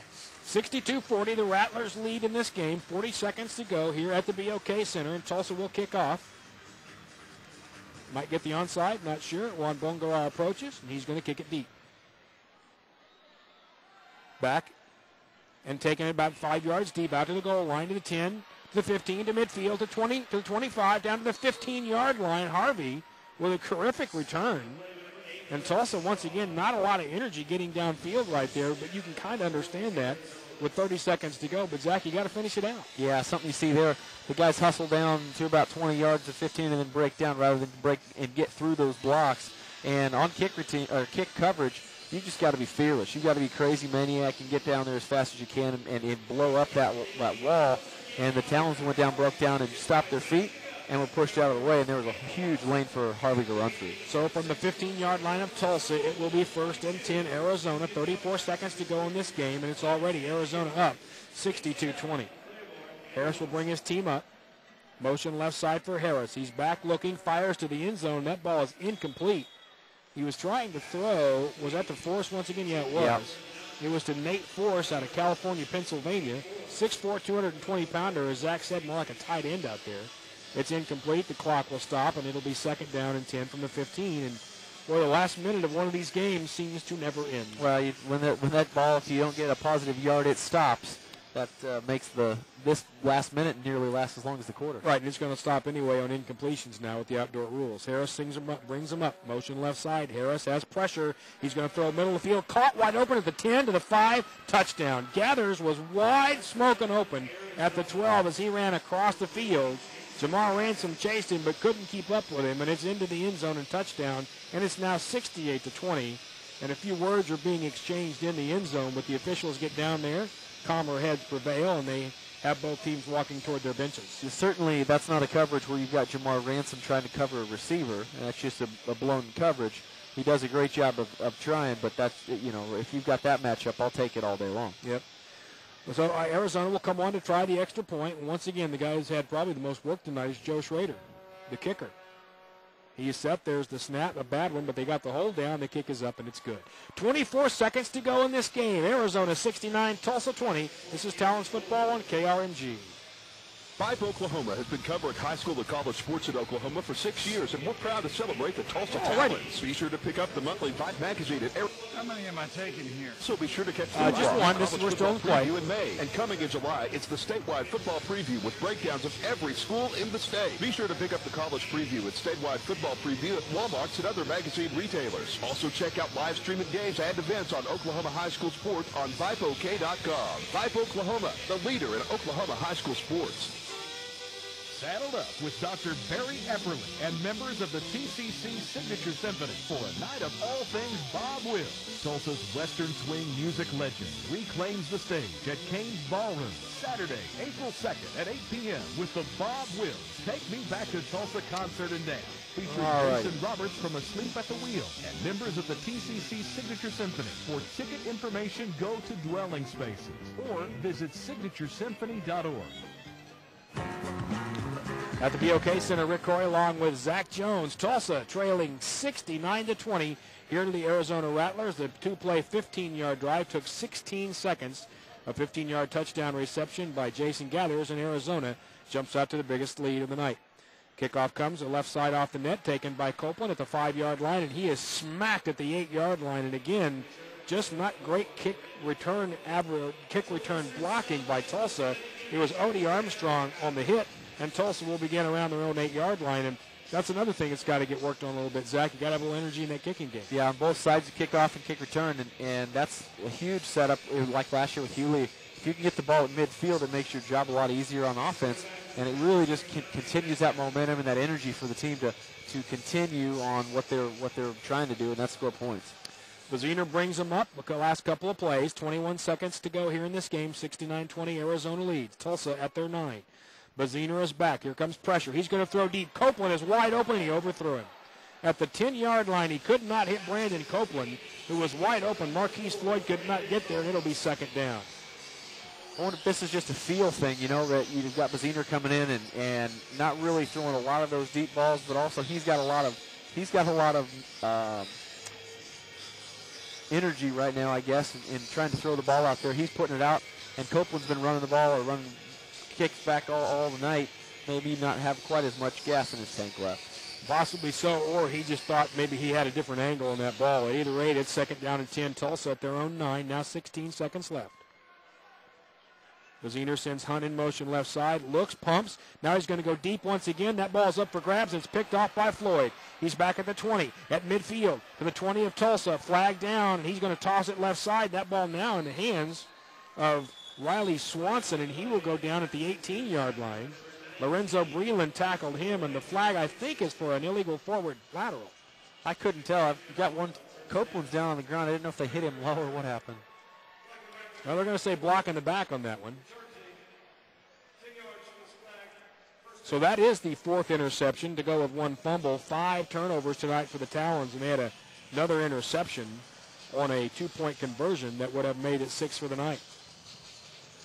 That's, I guess I was thinking what you were thinking as I was trying to speak, but yeah, I'd make 5 for the night without the extra point play. Yeah. We'll try to wrap it up with only 4 seconds left in the game, so we'll keep them out of the end zone here and we'll be successful. Well, at least for that one play. From their own 14-yard line, leading 69-20, Arizona will have one more play. 4 seconds to go, and Harris brings them up. There's the snap. He hands off left side to Odie Armstrong. He plows forward, and that will be that. So the clock ticks to 0, and an 0-3 start by the Talons on a very difficult night at the BOK Center. Arizona 69, Tulsa 20. We'll have our final stats and final chat when we come back. This is Talons football on KRMG. The Holiday Inn Tulsa City Center is downtown Tulsa's newest and most modern hotel with 220 brand new contemporary rooms and over 8,000. We doing 60 here? You can do as many as you like. You want to do 3? Yeah, I can take 3 minutes and fill it up. Okay. And that should do it for us. Is that true? Well, let's see. There's 1, 2. Pretty close. Okay, what we'll do is take these 3, and then we'll do our final stats thing, and then we'll take that final break just on the way out. You run what's left on the way out, okay?